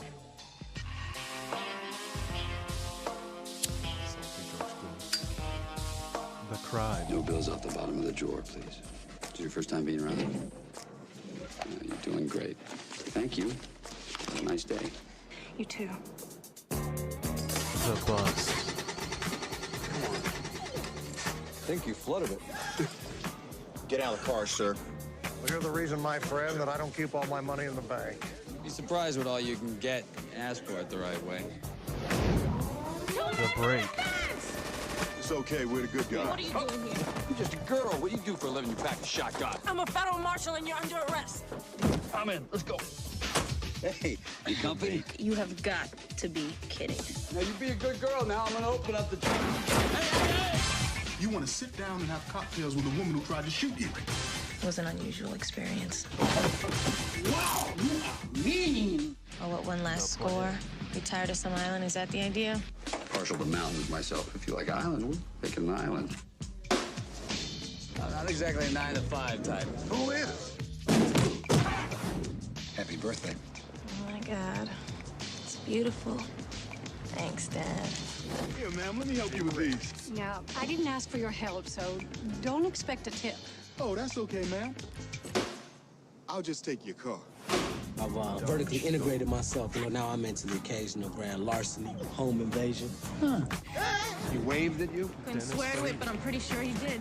Did you wave back? Jeez, they're shooting men. Sit down, Dick. They're trying to open up the safe. Not Under your maid. Crooks. Ever wear one of these? One of the greatest voice actors of all time, man. The characters he plays on The Simpsons. Handle myself.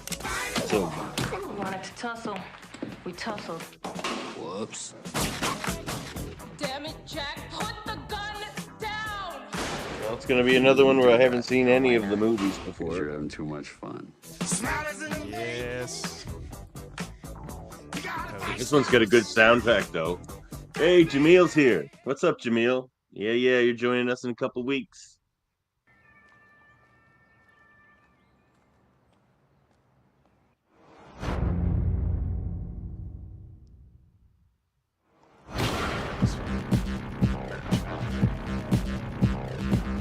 I don't speak German.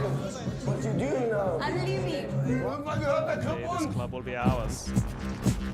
What's your name? Victoria. I'm Sonne. Nice to meet you. That's Boxer. That's Blinker. All in English so far. It's our world. It's gonna be a mix. Are you steaming?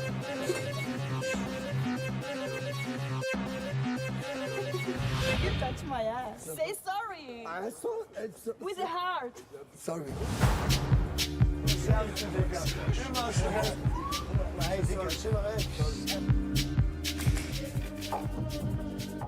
I have to do Boxer a favor. It's something bad to do. Oxa! The car is not going on! The car is not going on! This isn't a heist movie. This is a getaway movie.